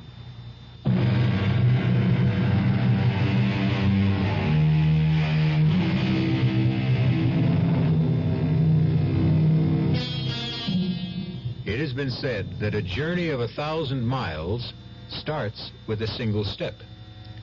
In our weird tale, the journey of 1,000 horrors starts in the light of day in a most prosaic fashion. Joe Compertino, who has been orphaned, is on his way to visit his uncle in the city. He waits in a diner for a truck driver to finish his meal. Have something to eat, Joe. I'm not hungry. Well, how about a sandwich or some soup? Hey, it's chowder. It's nice and thick. No, Effie, I don't want any. I've got to save the little money I have. It's a long trip. Oh, I wish I were going, too. Any place is better than this. Oh, it's not a bad town, Joe. The people don't mean any harm. Oh, sure, they don't mean any harm. Calling me a nut all the time, making fun of me. Now relax, Joe. You're getting excited again. Yeah, I guess you're right. They're not worth it. I wish you were coming along. Yeah, what would your uncle say? I don't know. I only saw Uncle Pietro once, when I was a kid. He came to visit... Oh, hey, look, Joe, that truck driver's getting ready to leave. Oh, okay, I guess I better... Yeah, sure. Sure, you better go. All right, Effie. Yeah. And thanks for getting me the ride. You ready, kid? Let's go.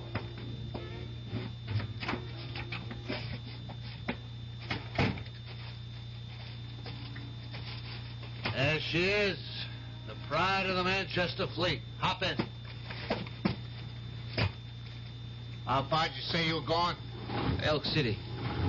Why? My uncle lives there. Well, what about your folks? Well, they're both dead. Oh, hey, I'm sorry. You gonna stay with your uncle? I don't know. Sure you will. Blood's thicker than water, right? And God makes brothers of us all. Well, I don't know if I go that far. Oh, but it's true. God is everything. He creates life. And takes it away. Don't say that. All right, come off it, kid. I was just kidding. I believe in God. Do you really believe in him? Do you have so much faith that you can feel him close to you? Well, I do. When I concentrate, I can almost feel as if I'm one with him. He makes me see things.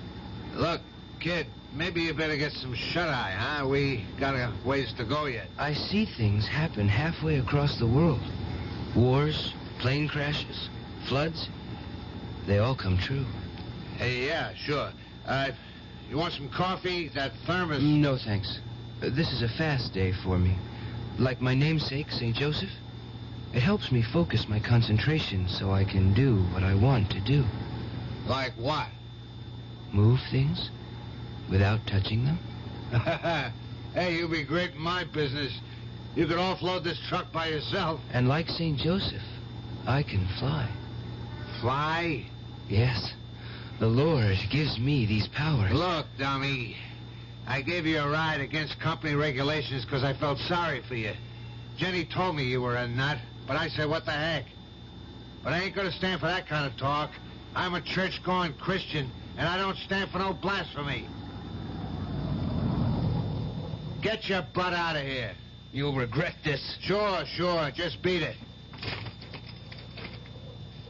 Take my advice. See you shrink.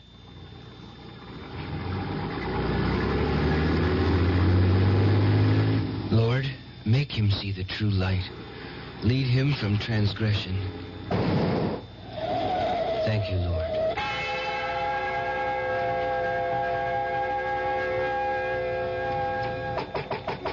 The door's open. Who are you? I'm Joseph. Joseph Compertino, Uncle Pietro. Peter, kid. Pete Compton. Don't you forget it. What are you doing here? You're the only one I have left. What? Papa, he's dead. A fire in the house.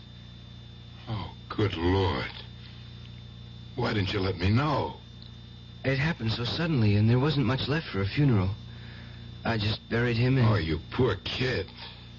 Yeah. How about something to eat? No, it's a fast day. Well, you take after your mother. What's wrong with that? Nothing, kid. Nothing. Don't have to jump down my throat. She was a saint. I learned a great deal from my mother. About sin and worldliness. Well, what are we going to do about you? Just give me a job and a place to stay. That's all I need. Yeah, I suppose I could use you around the club. You could clean the place, run sandwiches and coffee for the poker players. Poker players? Sure, what'd you think this is, a church? I run a little club here where the guys can get together for a little fun. Got any objections? No, Uncle Pietro. Pete. Call me Pete, I told you. I'm sorry, Pete. I mean no harm. Sure, kid. Now, let me see. Where can you stay? Can't put you up at the house. I haven't got any room. I could stay here. It would make it easier for me to keep the place clean. In that case, make yourself at home. Well, how do you like it? The club is crowded. So many men. It's a big night. Friday, payday. Guys want to blow off a little steam. You know how it is. You work in the mill all week. It's a grind. They need something to take the taste out of their mouths. They can find comfort in the Lord. Sure, but now they need action.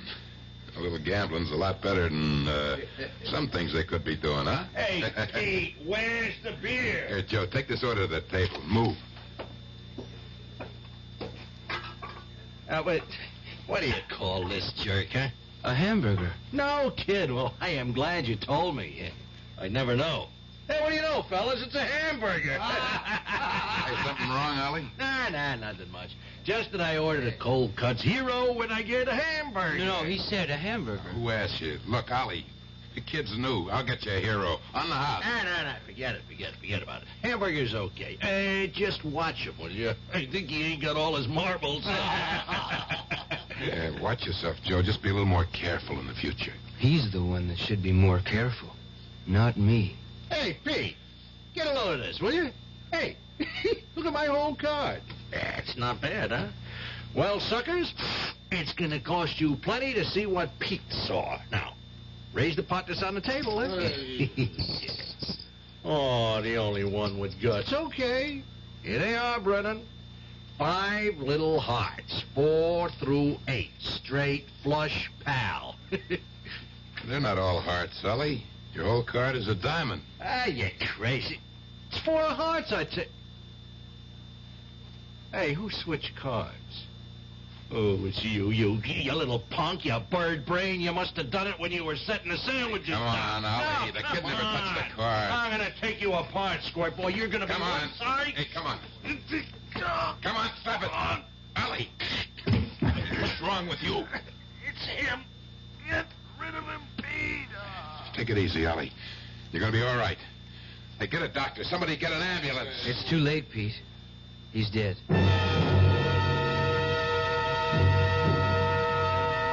I can't believe it. I just can't believe it. It's crazy. He thought you had something to do with it. I didn't harm him, Pete. I swear I didn't. I wouldn't take a life. Relax, Joe. I know you didn't. Excitement was just too much. Funny about that card, though. Wasn't like Ollie to plunk everything down on a 4 flush. I had nothing to do with his death. Yeah, I know. What's eating you, kid? Come on, spill it. I'm the only family you got. Nothing. Just nothing. Okay, don't tell me. I don't give a damn. Oh, don't be angry, Uncle Pietro. Pete, I wonder sometimes. What? Why nobody likes me. Lots of people do. Who? I like you, that's who. I want people to say nice things to me. And you gotta learn to give and take. Besides, you keep saying wild things all the time about your powers. Oh, they're not my powers. They're the Lord's. See what I mean? But it's true. I'm his vessel. We all are.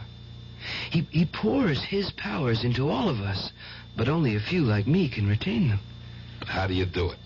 With faith and deep concentration. You really believe that? Well, of course I do. And so should you. Never lose faith. If you do, you will never have any hope. Swell. Let's wrap it up and go home. You've used that brush on the floor long enough. Save some of it for tomorrow. You really think that you can... I know it. Let me show you. Oh, hold on. Before you deal the cards, let me cut the deck. It makes no difference. Okay, if it makes no difference, let me cut. All right, I'm going to deal 5 cards face down. We'll both call them. And if you don't call as many as I do, then you promise to lay off? I promise. Well, go ahead, cut. That one. It's the Queen of Spades. No, Peter. It's the 10 of Hearts. Turn it over. You made a lucky hit. Try it again. 4 clubs. Nope. 8 of diamonds. That's 2 in a row. Still believe it's luck? Let me see that deck. I know every kind of marked deck. You're just wasting your time. You open the deck. You know it's legitimate. Why am I bothering with... Let's knock it off for tonight. Tomorrow's... Here, watch this. 9 of spades, Jack of hearts, and 3 of diamonds. It's a 2 of diamonds. All right, 4 out of 5 isn't bad, is it, Pete? It's not bad at all. Yeah, I don't know what the trick is. But we could sure clean up with it. No, I don't use my powers for profit. Who's asking you to? You can do an act. Amuse the customers when they get tired of playing.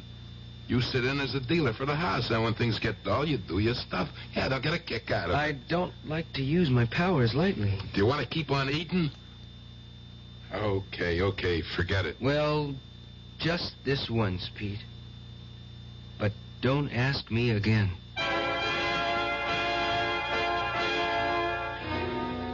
A deal has been made between Joe and his Uncle Peter. It seems so simple and so innocent on the surface. But like most seemingly simple matters, who knows what currents and eddies swirl beneath the surface? We will, I trust, know more when we return shortly with Act 2. Hello, Ms. Goldilocks here, and welcome to my professional taste testing laboratory. Oh, Papa Bear, could you bring that case of sugar-free Diet 7-Up over here? Another case? Miss Goldilocks, you're drinking this sugar-free Diet 7-Up like there's no tomorrow. You can't still be taste testing it. Oh, no, Papa Bear. Sugar-free Diet 7-Up has already earned my seal of approval. It's fresh, light, natural. Delicious. I drink it because I love its taste. Now hurry up. Okay, here. This sugar-free Diet 7-Up really tastes delicious. Ladies, if you're tired of switching from one diet drink to another, take some advice from Ms. Goldilocks.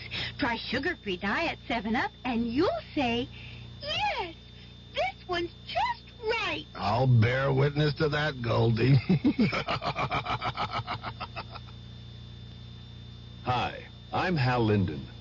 There's a lot of talk these days about America's energy crisis. Talk about doing without heat, about doing without our cars, about what's going to happen if we run out of fuel. Well, we may not have to run out of fuel if we all work together to conserve the fuel we have. That means turning your thermostats down to 68 degrees during the day and turning them down to 60 at night. It means turning off lights, TV sets, and electrical appliances the minute we're finished with them. It means driving no faster than 50, starting or joining carpools, avoiding the kind of stop-and-go motoring that eats up gas by the gallon.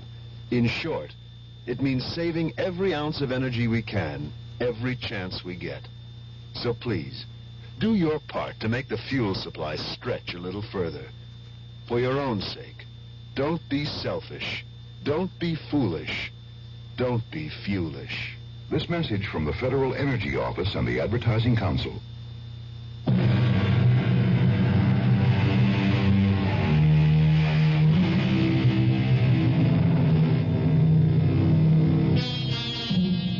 We all know that small compromises can lead to large disasters. The pretty lady verging on plumpness who diets with might and main to keep her poundage down knows full well that one excursion into the land of calories can mean a plunge into the worlds of pounds. Shall we then wonder that Joseph's consent to turn his powers to profits for his uncle will inevitably result in the loss of all he holds dear? We shall see as we return now to Act 2 of The Horror Within. That was great, kid. The suckers loved it. Yeah. I thought Handelman would have a fit when you called his whole card. He thought I was cheating, using a marked deck. He wouldn't believe me even when I told him to pick any deck. Well, don't worry about it. That's just his way. Come on, let's go back to the kitchen. You got a surprise for me? That's right. I don't mind doing the dishes. I hope you can't read everything I'm thinking. I don't try. Good. Joseph. Effie. How about that, kid? You didn't get the whole message. Oh, what are you doing here, Effie? Well, your uncle, he said I could work here. Sure, why not? Business is good. We need another hand. I figured since you and Effie used to get along so well back home. Thank you, Uncle. Pete. Forget it. Just make sure you get the dishes done before we close. Huh? I've been looking for the cleanser. Oh, don't worry about it. I'll do it. You just sit right there. Oh, no. I'll wash. You dry. You sure? Well, of course. There's no one to earn my way. Boy, your uncle's a fine man. No, he is. Even though he blows his top sometimes. Yeah, I suppose you don't. Joe? You still do tricks? Oh, they're not tricks, Effie. I followed the example of my patron saint, St. Joseph. And I concentrate my powers like he did. Watch. This knife. Yeah. Hold it in your hands. Yeah? Okay, now keep still. Very, very still. Joseph, it's getting warm. Mm-hmm. It's bending. There. Oh, hey, that's wonderful. That's just like a magician I saw once. It's not magic, Effie. It's a natural power.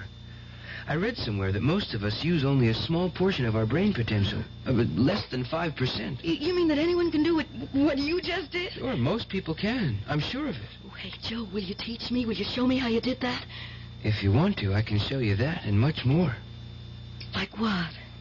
Well, like hear what I have in my mind without my saying a word. Hey, that'd be neat. We could talk and nobody would hear us. I could show you how to move objects from across the room. We could clean up from here. I could even teach you how to fly. Yeah, like Peter Pan. Hey, look, I'm flying. Wait, you mustn't joke about it, Effie. Oh, hey, I'm sorry, Joseph. Listen, I wasn't making fun of you. I was just happy. Never make fun of me, Effie. You're frightening me. It's all over now. Let's finish the dishes. I promise, Joseph. I'll never do it again. Well, how do you like it? Oh, it looks beautiful, Pete. Just beautiful. I mean, I can't believe it's the same club. Nothing to it, Effie. Fake brick. Tile ceilings and a few yards of drapes. Didn't cost much to change from poker to a supper club. But do you think it's wise? Look at the mob. The joint's packed. People are dressed so nice, too. Hey, maybe we ought to pitch in and help, huh? No, nothing doing. You and Joe are my star attraction. Well... Now, you do the act like I seen it, and we can't miss. But that was just for Effie and me, Pete. I don't want to perform. Well, not in front of all these people. Are you scared, kid?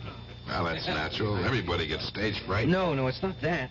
I told you before, my powers are between me and St. Joseph. I can't do it for money. What's the difference if you do it in the back room or out here? Well, he's right, Joe. You can't hurt anybody with a little fun. A little pleasure can help brighten up people's lives. That's you, Joe. What do you say? I'm going to introduce you and Effie. If you want to let me down, that's up to you. And now, folks, settle back. I hope you enjoyed your dinner. Oh, boy, the roast pig was good. Good. The Cafe Compton presents its star attraction, the amazing Joseph and Company. They'll entertain you with an act never duplicated before in the history of the entertainment world. Yeah, sure. They'll read your thoughts, perform illusions. And here they are, the amazing Joseph and Company. Good evening, ladies and gentlemen. My assistant will be seated on the stage as I go through the audience. She will receive the thoughts I send to her across space. You can give me any kind of message or clue, and I will transmit it to her.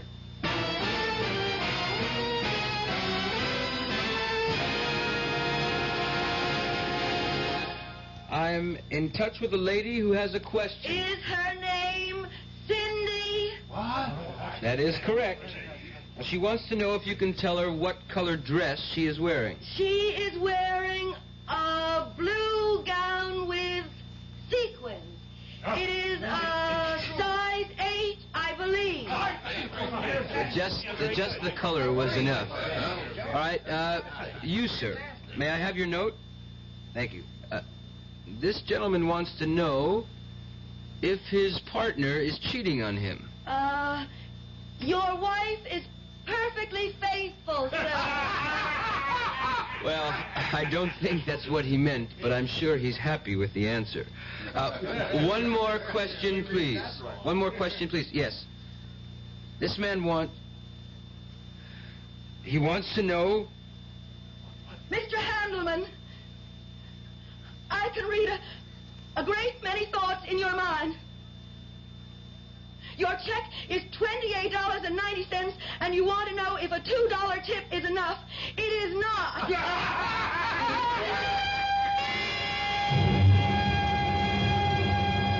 Joe, you were great tonight. Just great. Everybody loved your act. Hey, I better get out front now and help close the place down. We'll have a bite to eat later, okay? Sure, Pete. That Handelman. I hate him. I know, Joey.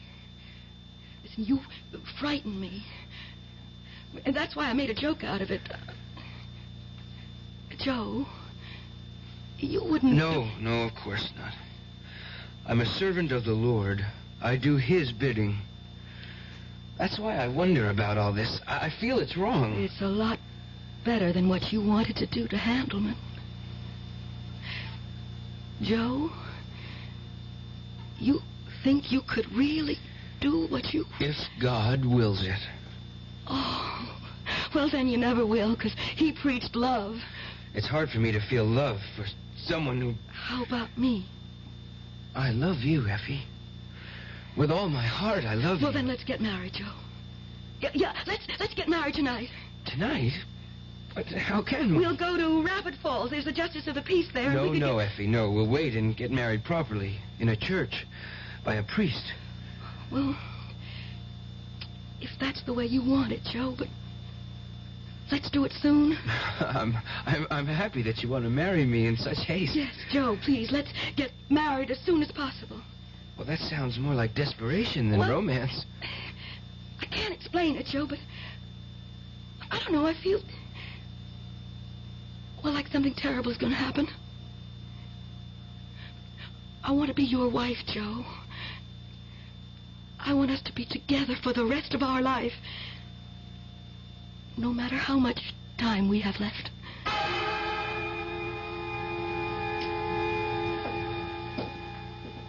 Good evening, Father. Am I late? No, you're the first one here, Mr. Compton. We have lots of time for the rehearsal. Is your nephew's family coming too? Well, I am his family. All that's left of it. And the bride-to-be?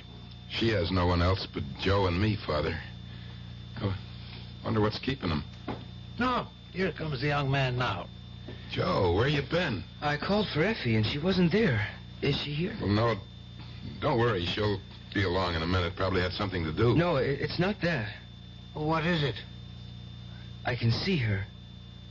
She's walking past the library, and someone is stopping her. She's frightened. I must go to her. Oh, what was that all about? Joe, my nephew, he's not like other people. He feels things, sees things. Better call the police, Father. May I? Oh, certainly, if you feel it's necessary.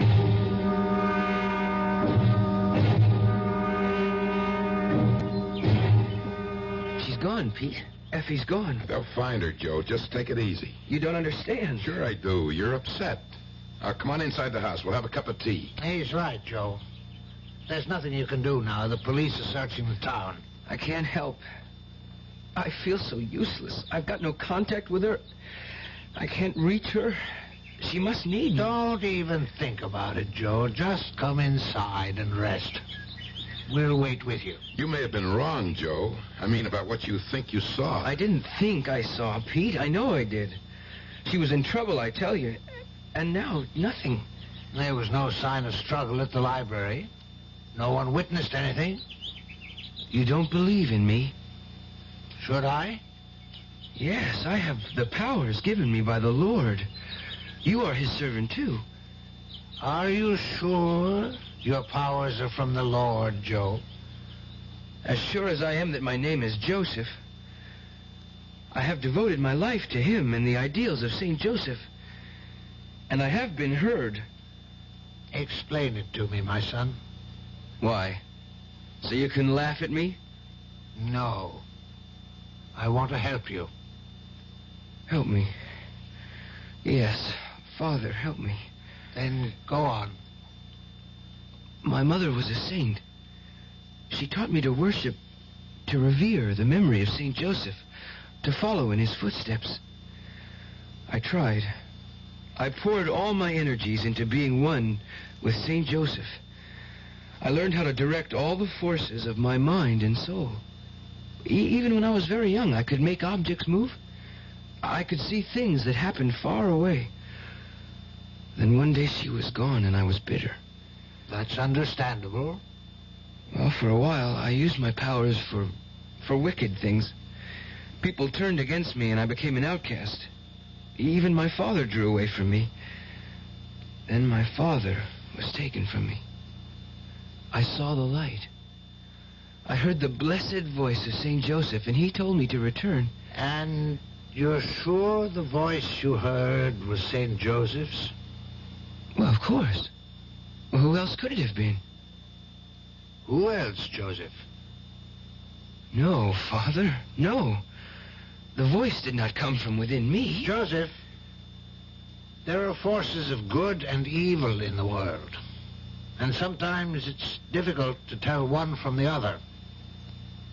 Perhaps it was not the voice of heaven you heard.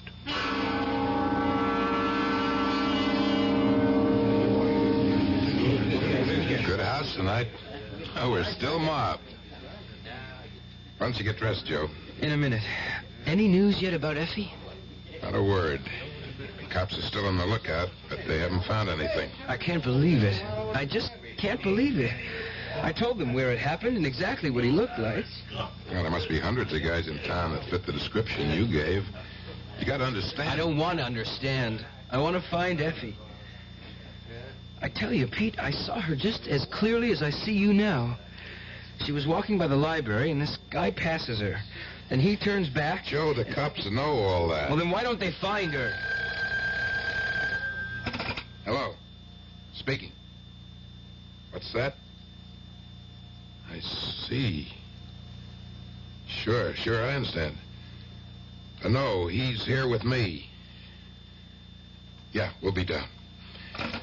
What is it, Pete? It's Effie, isn't it? Yes, Joe. The cops. They found Effie. Where is she? Is she all right? Bad news, kid. I want to see her. You will, kid. They want us to identify her. Identify her? What are you saying, Pete? They're waiting for us. At the morgue.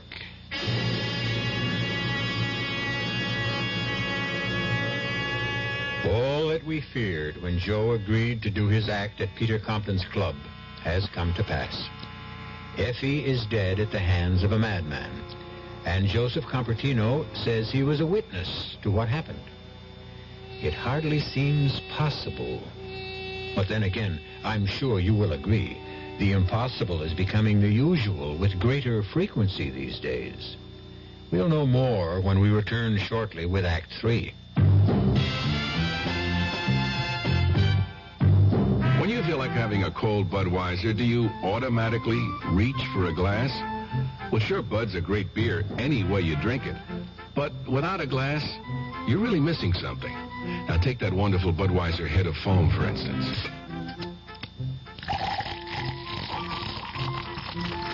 Those bubbles, tiny though they are, still amount to something pretty special at the top of your glass. Taste appeal and eye appeal. Two results of exclusive beechwood aging and natural carbonation. It takes a lot longer to brew Budweiser that way, but brewing beer right does make a difference that you can taste. That's why when you say Budweiser, you've really said it all.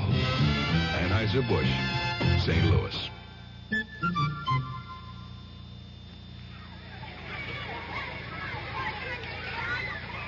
Pollution, crime, substandard housing, energy crisis, corruption, inequality, vandalism. If you don't like these conditions, you can do something about it. Law Day, May 1st, reminds us that the great thing about our system is that people can have a voice in improving it if they understand it and if they use that voice in the many ways possible. Through involvement like helping to register voters, campaigning for candidates, voting. People of all ages can work to bring about change lawfully. But with almost half the population under 25, youth can make the difference. Learning what can be done and how should begin at an early age. Law Day urges young America to lead the way. Help preserve good laws. Help change bad laws. Help make better laws. A public service message of the American Bar Association and your state and local bar associations.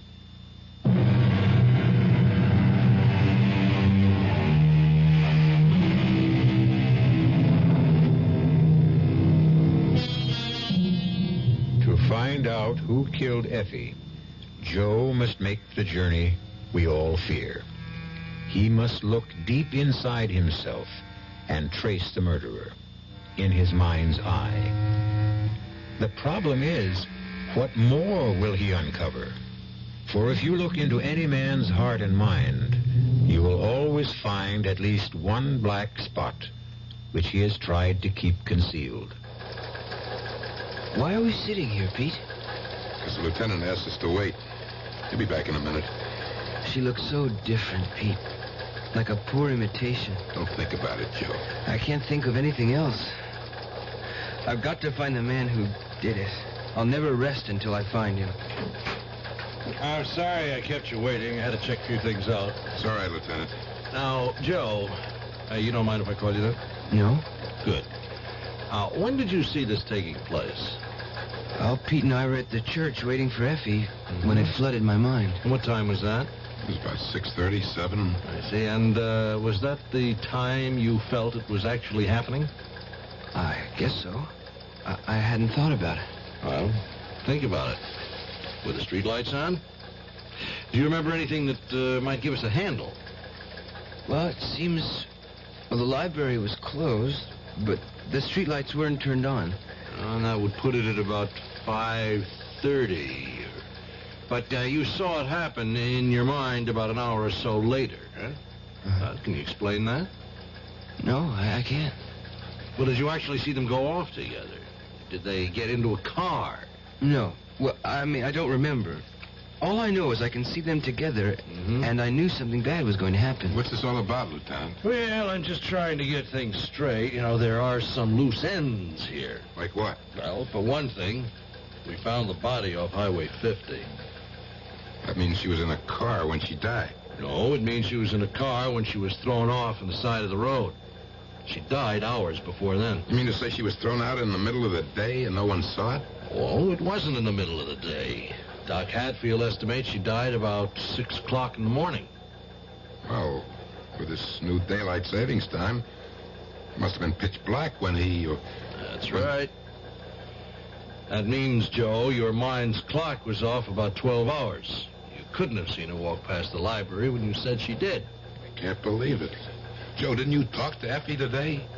No, but she said she was going to the city to do some shopping. She said she'd be away all day and meet us at the church for the rehearsal. But you called her? Just before I left to meet Pete. I wanted to see if she got back earlier. And she wasn't there, obviously. Now, who answered the phone? Nobody. Where were you early this morning? In bed. Asleep. Say, what's going on? Well, why all these questions? Every little bit of information helps. I don't like it. Can I go now? Yeah, of course, of course. Just stay around where we can reach you, Joe. We may have some more information later, and maybe some more questions.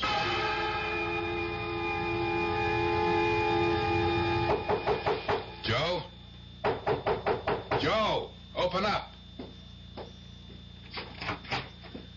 Were you asleep? No, I was just thinking. Did you eat anything today? Yeah. I'll bet. You haven't moved out of your room for days. I'm sorry about the club, Pete. That doesn't matter, kid. But it's all my fault. Forget it. I've got no future without Effie.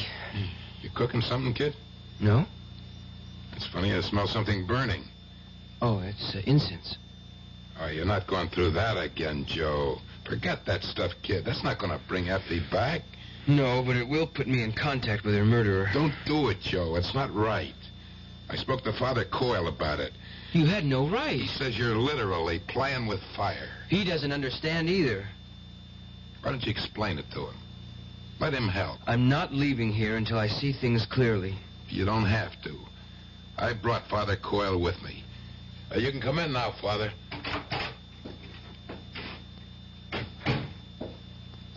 How are you, Joe? I don't want you here, Father. Your uncle asked me to help. I don't need your help. I think you do. You told me how much you loved our Savior and St. Joseph. You're not appealing to them now, are you? I don't know what you mean. Oh, yes, you do, Joe. The incense, the magic circle on the floor, the Kabbalistic figures. You're reaching for the hand... All right, what if I am? What good did piety do? I lost my parents, then Effie. Perhaps I'll get some help now. From Satan? You don't want his help.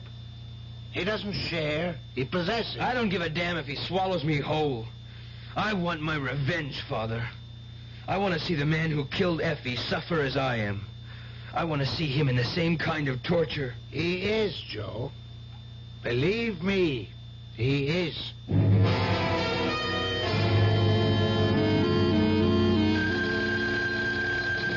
Yeah? Huh? Yeah. Hello? Pete, wake up. It's me, Joe. Yeah, I'm awake. You know what time it is? Yeah, I know. It's 6 o'clock in the morning. Sunday morning. Don't you ever sleep? I will, after tonight. Pete, I've got him. I don't feel up to riddles, Joe. Who you got? That slimy monster who killed Effie. I've got him dead to rights. Now, look, don't do anything stupid, kid. Let me call Lieutenant Tawney. He can have No, him. Pete. I don't mean I have him in my room. I've got him in the mind. It worked, Pete. I've been put in touch with him. I want to go on tonight. Joe, without Effie, you haven't got an act. Oh, yes, I have. The biggest show I've ever done. Well, I don't know. Please, Pete. Don't stand in my way. You're asking me to walk in the dark, Joe. Square with me. I can't, Pete. You've got to trust me. Then why can't you trust me? You wouldn't understand. Try me. All I can tell you is I'm zeroed in on him. I've got him in my sights, and you can help me nail him. How? Well, billboard my return to the club tonight. Play it up big. Hit the murder angle. Promise the suckers a startling revelation. I guarantee he'll be there. He won't be able to resist the bait.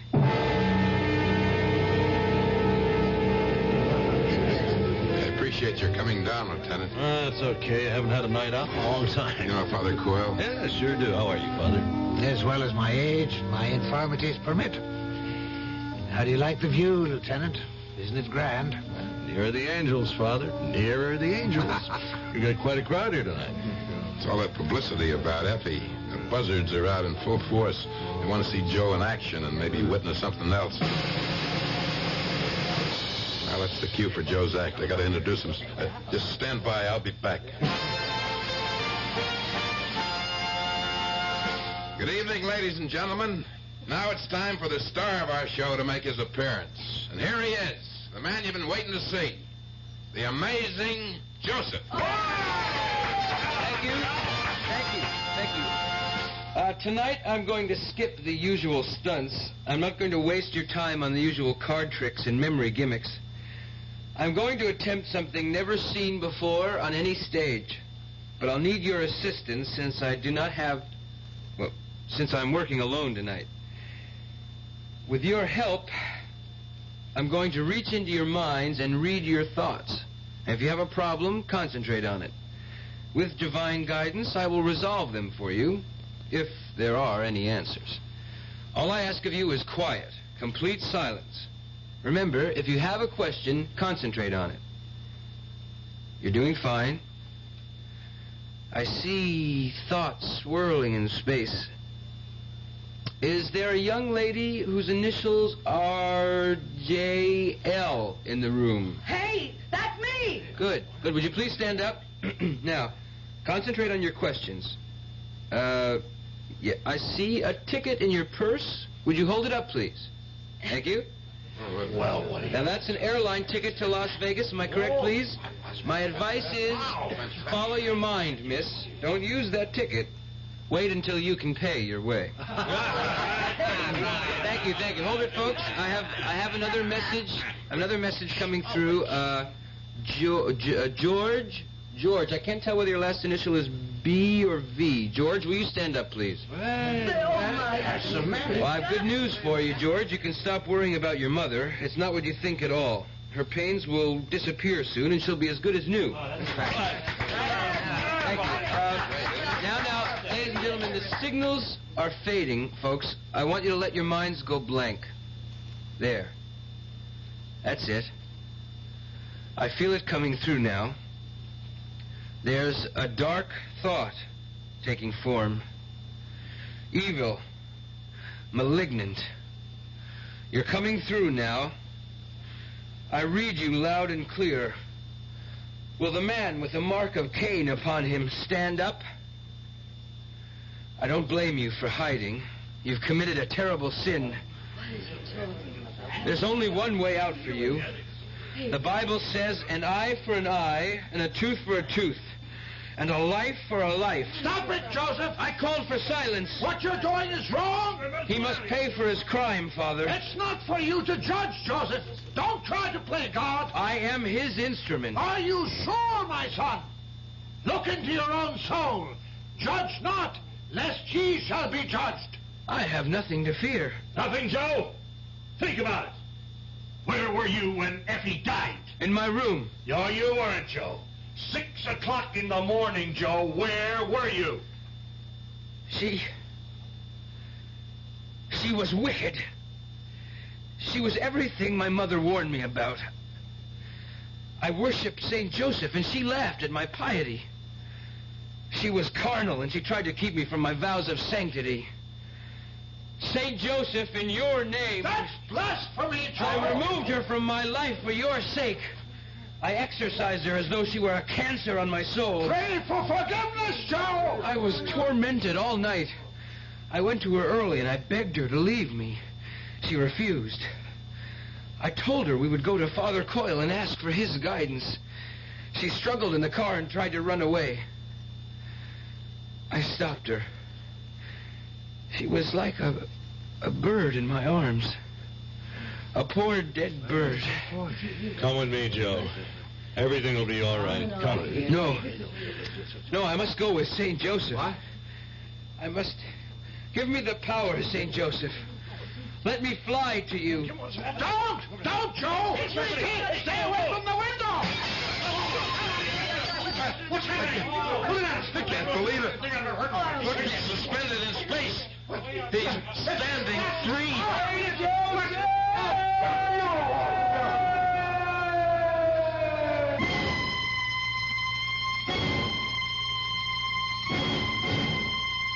Poor Joe. Poor Joe. He tried to reach for heaven and hell at the same time. He stumbled somewhere in between. Don't take it too hard, Pete. That ends somewhere. Yeah, but not on the streets. You really think he killed Effie? Yes. Part of him did. None of us are saints, Peter. We're good and evil intertwined. Most of us can keep the worst of our nature in control. Joe couldn't. He was split right down the middle. Well, one thing is sure. He paid his dues. Let's get him out of here and mark his account paid in full.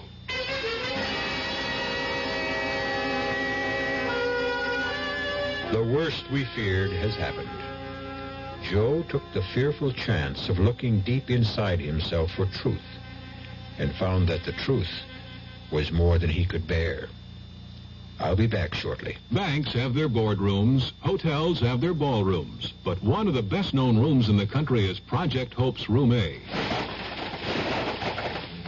Here is where Americans as groups and as individuals send their contributions to support the work of Project Hope. It may be a check for $5,100 from a college group who held a hike for hope. It may be $2.95 from a 10-year-old who saved it up from summer jobs. It may be a check for $10 from a retired school teacher. It may be $400 raised by a teenager in Massachusetts whose Carnivals for Hope have become an annual event in his neighborhood.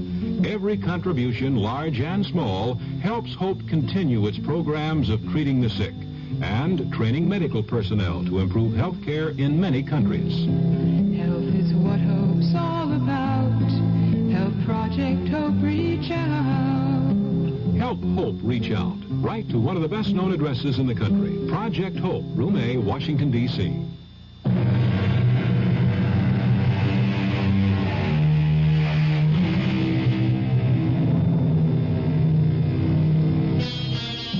And so we close the entrance to the cave where murky waters run deep, but not always still.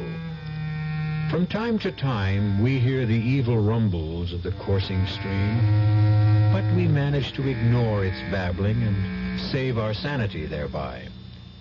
Joseph Compertino lost this knack that civilized man has developed, this veneer that hides some of the ugliness within. He paid dearly for it. Our cast included Don Scardino, Dolores Sutton, Joseph Julian, Robert Dryden, and Earl Hammond. The entire production was under the direction of Hyman Brown. And now, a preview of our next tale. What does he see in me? Oh, come on, honey. No, I mean it. Well, let's see. You're pretty. Well, I'm not beautiful. And you're smart. But I'm not brilliant. What can I tell you? He's an artist. All artists are crazy. But the most fascinating women in the world are ready to throw themselves at his feet. Sis, you're pretty fascinating yourself. thanks to you, Bert. Thanks to me? You sent me through college, and there were the trips to Europe. Well, I had to shape you up before I could marry you off. And it looks like you got yourself a grand prize. The great Otis Manley Carter. Oh, Bert, I want you to like him. Oh, I like him. I like him. He's so sweet, so kind. Except... Except? What do you mean, except? Well, except every time he paints somebody's picture, it seems to me that person dies. Radio Mystery Theater was sponsored in part by new sugar-free diet 7-Up. This is E.G. Marshall inviting you to return to our Mystery Theater for another adventure in the macabre. Until next time, pleasant dreams.